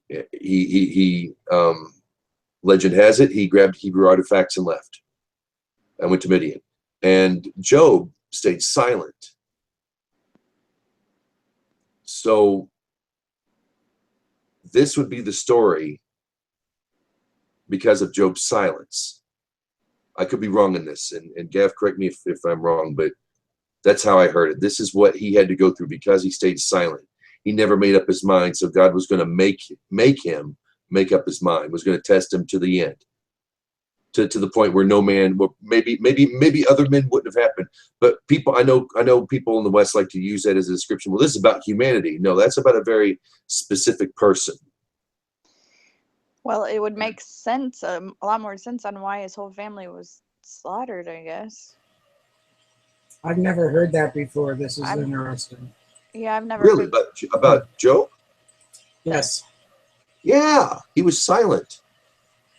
When the Hebrew babies were going to die, he said nothing. So sorry, Job had it coming. I'm not judging Job. I'm not lashon hara Job here. I'm not talking. What's the word I'm learning today? What's my new word today? I don't mean motzi shemra.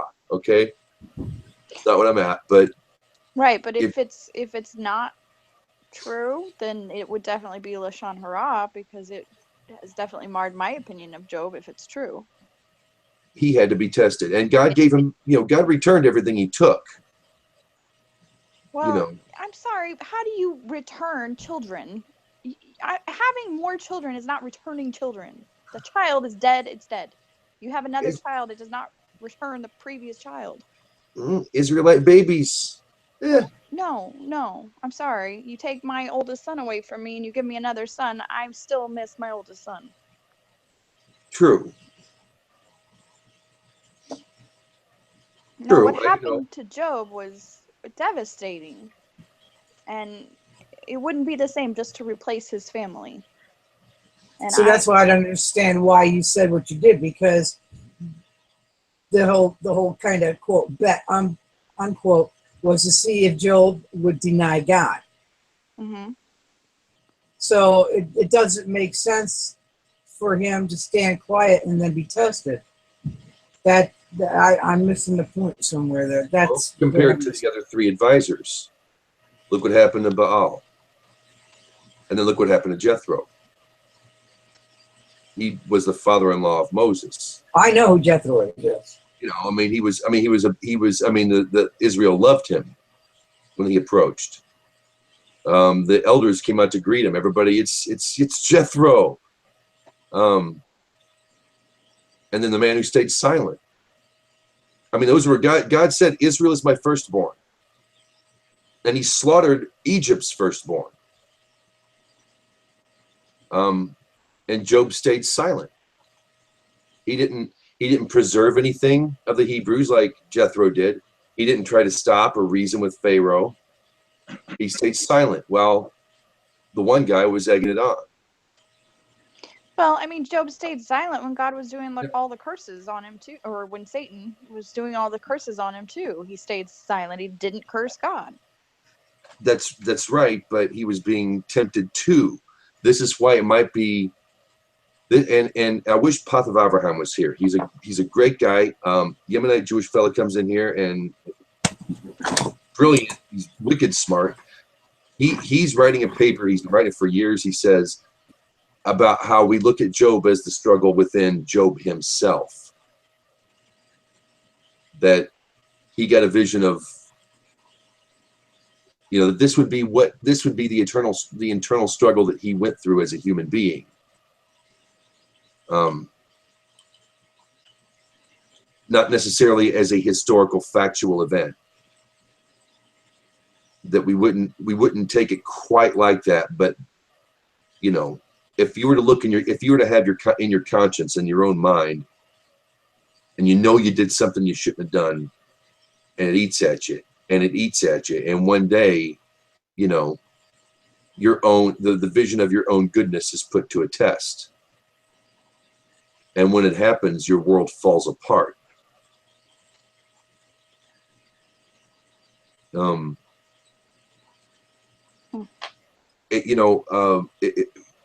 Okay, Rabbi posted something here. Path is one of the few people practicing Judaism as Jews did 2 millennia ago without embellishments from the exile. Very good source. Thanks. Yeah, he's cool. And he said he's a cool dude because he's very practical. I would almost say he was shy to an extent. You know, he's very. I hope he comes back, and if he does, I hope he can maybe explain it. But when you read Job again, consider this a story of the internal. Yeah, but there's people that'll think about Genesis. I mean, in the whole Exodus story. It just. Well, like there comes a point when there's a point of no return. Well, that's the Reform movement believes in. They believe that the Torah is a good story to help you to be moral, but it's not a set of instructions. It's both, I would think. Well, and I look at it as history. I look at it as fact. Is Torah not fact? Did those things not happen? Yes, but Torah is also not chronological. It's not in chronological order either, necessarily. There is history in it. It's not necessarily a historical book. Because of that, yeah, no, Torah is true, 100%, 200%, 200 proof. Torah is true, absolutely. But do you see what I mean? Like when but it's prophecy. But it's prophecy. Remember, Torah's prophecy. It's as true then as it is now, as it will be tomorrow. It's a fractal. And yes, it's living word, so you do have a historical context to it. That's what makes it living word. You have a historical context, but it's just as true now as it was then as it will be tomorrow. Right, which is why the events repeat themselves. So like Lot was taken out, an exodus of his own, and then you see the exodus with all three, Abraham, Isaac, and Jacob, all had to leave. They were exodus. They were taken away. You could say Noah was an exodus. Certainly Adam's expulsion from Eden is an exodus. Yeah, that's the opposite way you want to go on your exodus, but yeah. I'd rather get the Hebrews were in the wilderness for quite some time. Israel, wandered for quite a while. Or to them it looked like wandering. Yeah. This is wandering, I think, in Torah. But how long do we have to be wandering? We'll get it right. And we will get it right one way or another. We could fight it.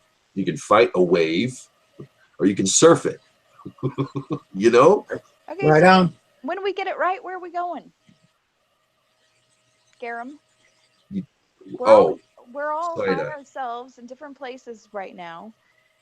And we're all looking at it like an exodus. We've been taken out of Christianity or whatever we believed in before, and now we're wandering in our own little deserts.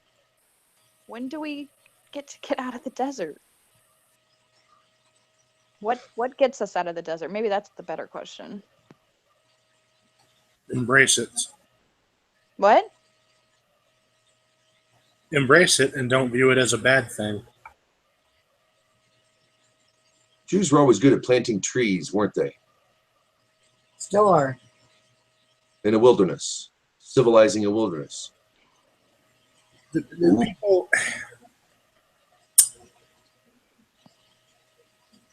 coming out of slavery, you cannot just go from Egypt to the promised land. You have no idea how to be free when you're a slave to something. You have no idea. So it takes 40 years of wandering and harsh conditions in a desert-like environment to actually prepare you to be free. Adversity creates freedom.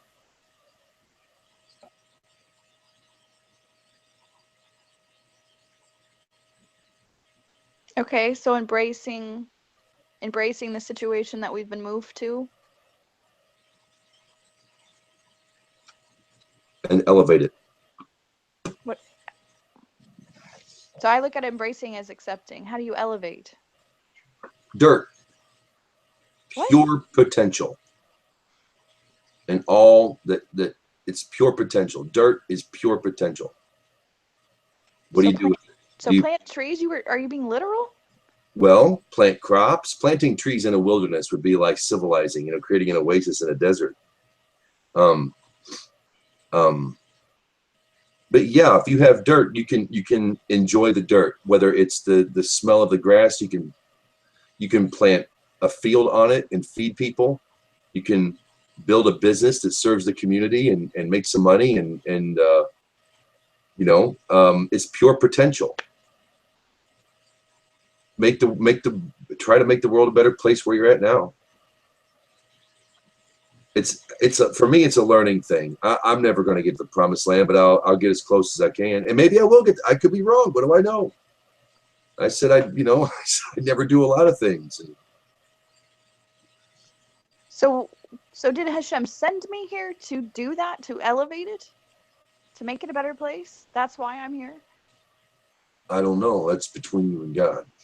I would suggest when you keep the 7 and when you cling to God, when you want a relationship with your Creator, you would have really no choice. No choice but then to elevate. But then I believe, and I don't know what it would be called in Judaism. I've noticed a lot of things in the East actually stick quite well in Torah. One of is called the Shambhala principle. When you have a light, it's a light that naturally shines, and when you can fan that flame, you naturally shine that on others, which will naturally cause theirs to shine, which would naturally, and that one little element of brilliance, that what you can do, whether it's looking somebody in the eye who really needed it that day, giving a compliment, or helping an old lady when she drops her groceries, and not just because you have to, but how you doing today? Let's get you another, being a friendly, being a good mensch. You'd be real surprised how much of an effect that would have on the world. That's my thing. If we're we're here, and it's paradise is here too. I also see paradise here too. We have the potential for paradise. I shouldn't see that because I get real frustrated that we're not there, and I see our shortcomings really easily as a people and as a human. But I really believe that if you just go out of your way a little bit to make somebody smile or make their day, if you see somebody stressed out, and they're doing something, help them with it. It's happened to me, and I about broke down in tears with the guy. Couldn't get, I don't know if it was an ATM or it was something. I was just having a rough day and was piled up, and he just came over and calmly did his thing, and it worked. And it's like, man, I almost wanted to cry, It just, he was just calm, and he stopped, and and he was really cool and quiet, and it made my day. So elevated. Even if you're helping out in somebody else's, even if you're just helping out raising a tent and you grab a rope, that's what I think. Yeah. Embrace it. Yeah. Embrace it, because this is what you're given. These are the hands we're given. These are the world we're given. Genesis song from the 80s. Make it a place worth fighting for. Then you won't have to fight. Because there'll be a place worth fighting for, you won't have to fight anymore. It's a trick. Did you say you won't have to? Well, yeah. If you build a place worth fighting for, you won't have to fight. It'll be paradise. You'll be in Eden. You'll build palaces of crystal and plant fields of barley and wheat. And when you're kind to each other, there's no need to fight. That's the trick. That's the whole trick. How do you get people not to fight with each other? I've broken up more fights than I've been in. Certainly more than I've ever won. I've never been in a really actual fight ever. Not since I was a kid. I've broken up a few. I didn't mean literal. I meant. They were going at it. Beings tend to not all mesh well together. I mean, within families, there's conflict. Within communities, there's conflict. Not necessarily physical fighting, but sure, strife. Yeah. Oh yeah, especially within families. Look at us and our cousins. Right. So how do you get to the point where you can elevate relationships to have Eden or paradise or whatever? In the case of us with our cousins, probably only divine intervention. The Mashiach? Probably. Shock and awe. I think. Yeah, and when necessary. Well, I mean, not necessarily like in bombarding, but it'll be like a whoa. Okay.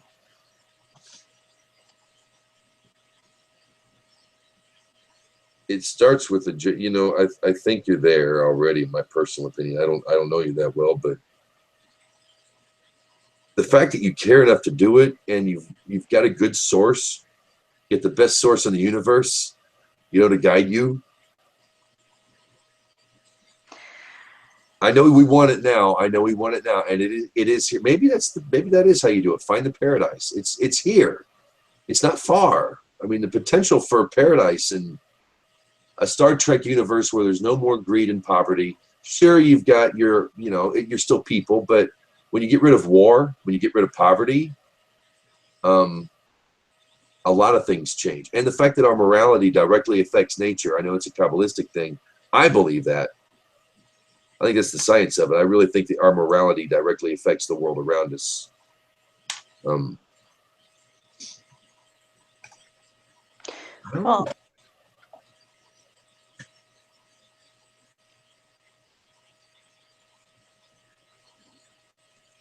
oh, I thought somebody was going to talk.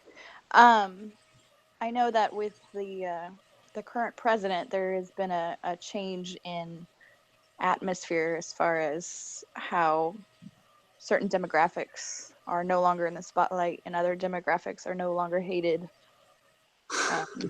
All of a sudden, these problems that we had aren't there. This hatred toward each other is not being stirred up. But do you see it on the street? You see it on TV. You see it implied. That information is fed to you. But do you see it at the gas station or the grocery store? Well, the thing is, I didn't see the hatred for 8 years in the streets. And now you don't, because the riots and some of the stuff that happened, that was so fake. And it was planted. And you're not seeing those things now. Those plantings are not as prevalent and not as damaging as they were. I'm not saying that nothing ever happens, but... It is interesting, isn't it?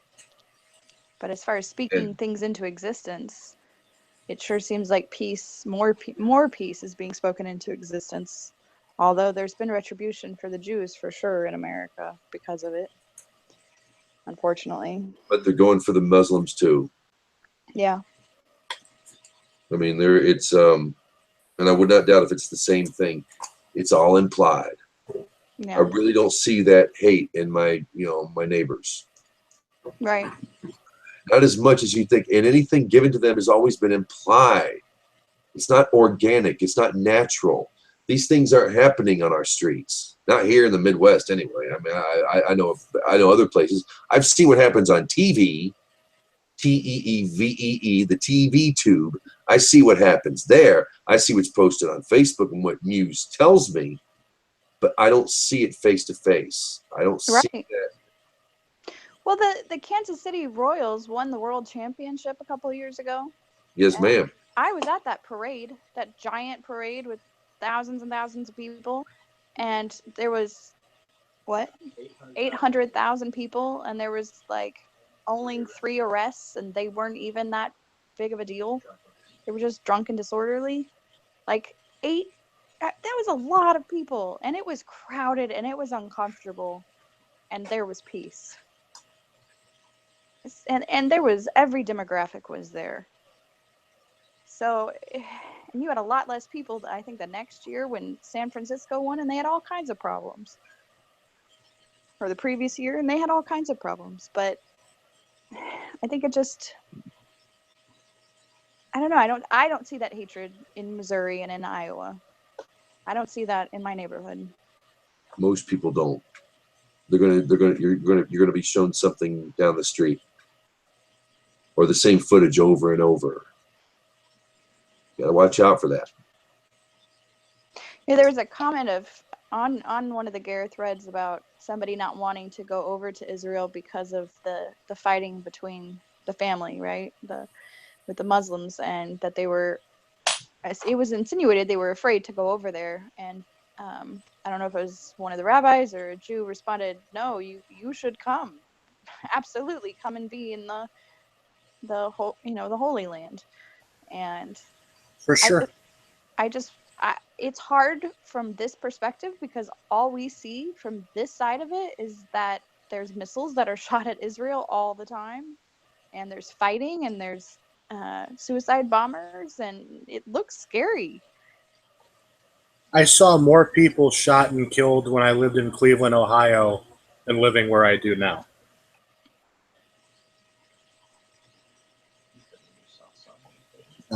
At times in the past, it was much worse. I've lived between here and the U.S. my entire life, on and off here. In the early 2000s, it was really bad, but like anything else, it's a risk factor. I mean, it's a lot better now than it was 15 years ago. And see, by the news, you wouldn't be able to tell that. And with the Christian perspective, Armageddon could happen any moment. That means Israel's going to be obliterated. I was here in 2000, 2001, 2002, and there were like almost daily, sometimes even multiple times daily, there'd be suicide bombings. I remember my mother and my sister and I got off the bus in Jerusalem, and as the bus is pulling away from the station, as we got off at that station.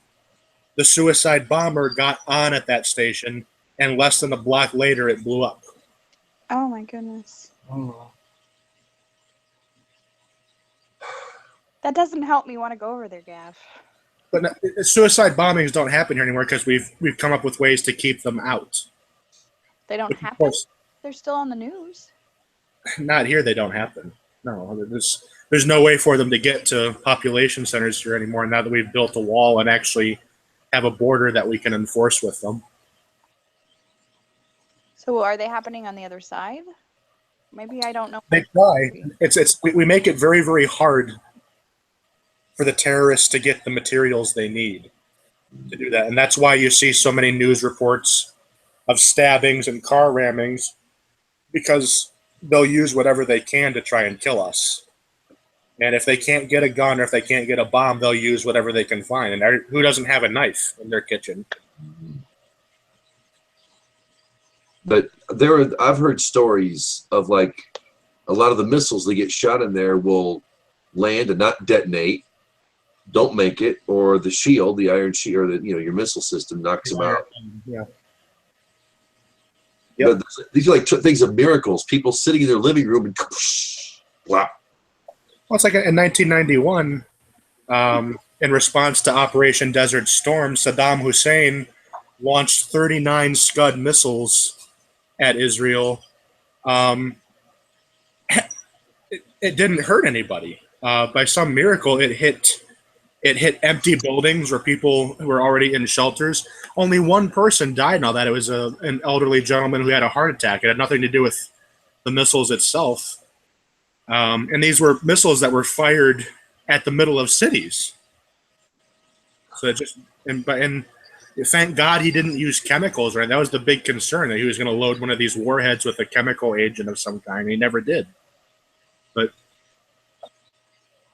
you get very used to miracles living here.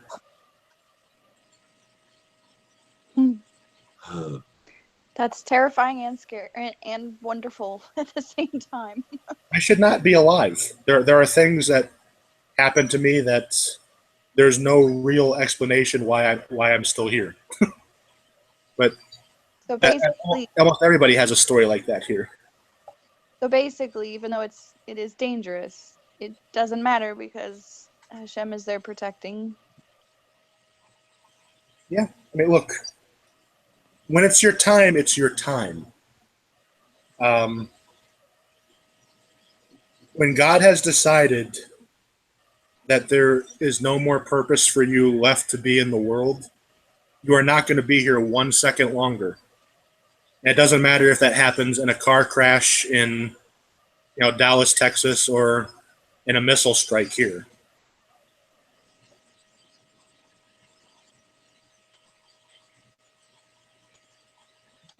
If my wife said, let's do it, there's a good chance I'd be on a plane.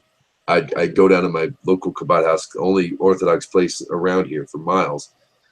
And I want to go to Israel. What do I got to do? I would do anything. I'd call you. I call Rabbi Katz. I call anybody. It's, hey, you got work? Well, I mean, moving here, if you're not Jewish, is possible. It's very possible, but it's very, very difficult. So what I would recommend, if you really want to come and live here, convert. Become what a lot of people do nowadays. If they don't live within walking distance to synagogue, they'll do a quickie reform conversion or whatever. Then they'll come here, and then once they're here, they'll do it right. Well, not Macablin. If there was work, and I would be hired. What do you do for work? Broadcaster. Radio. Radio. Yeah, I forgot.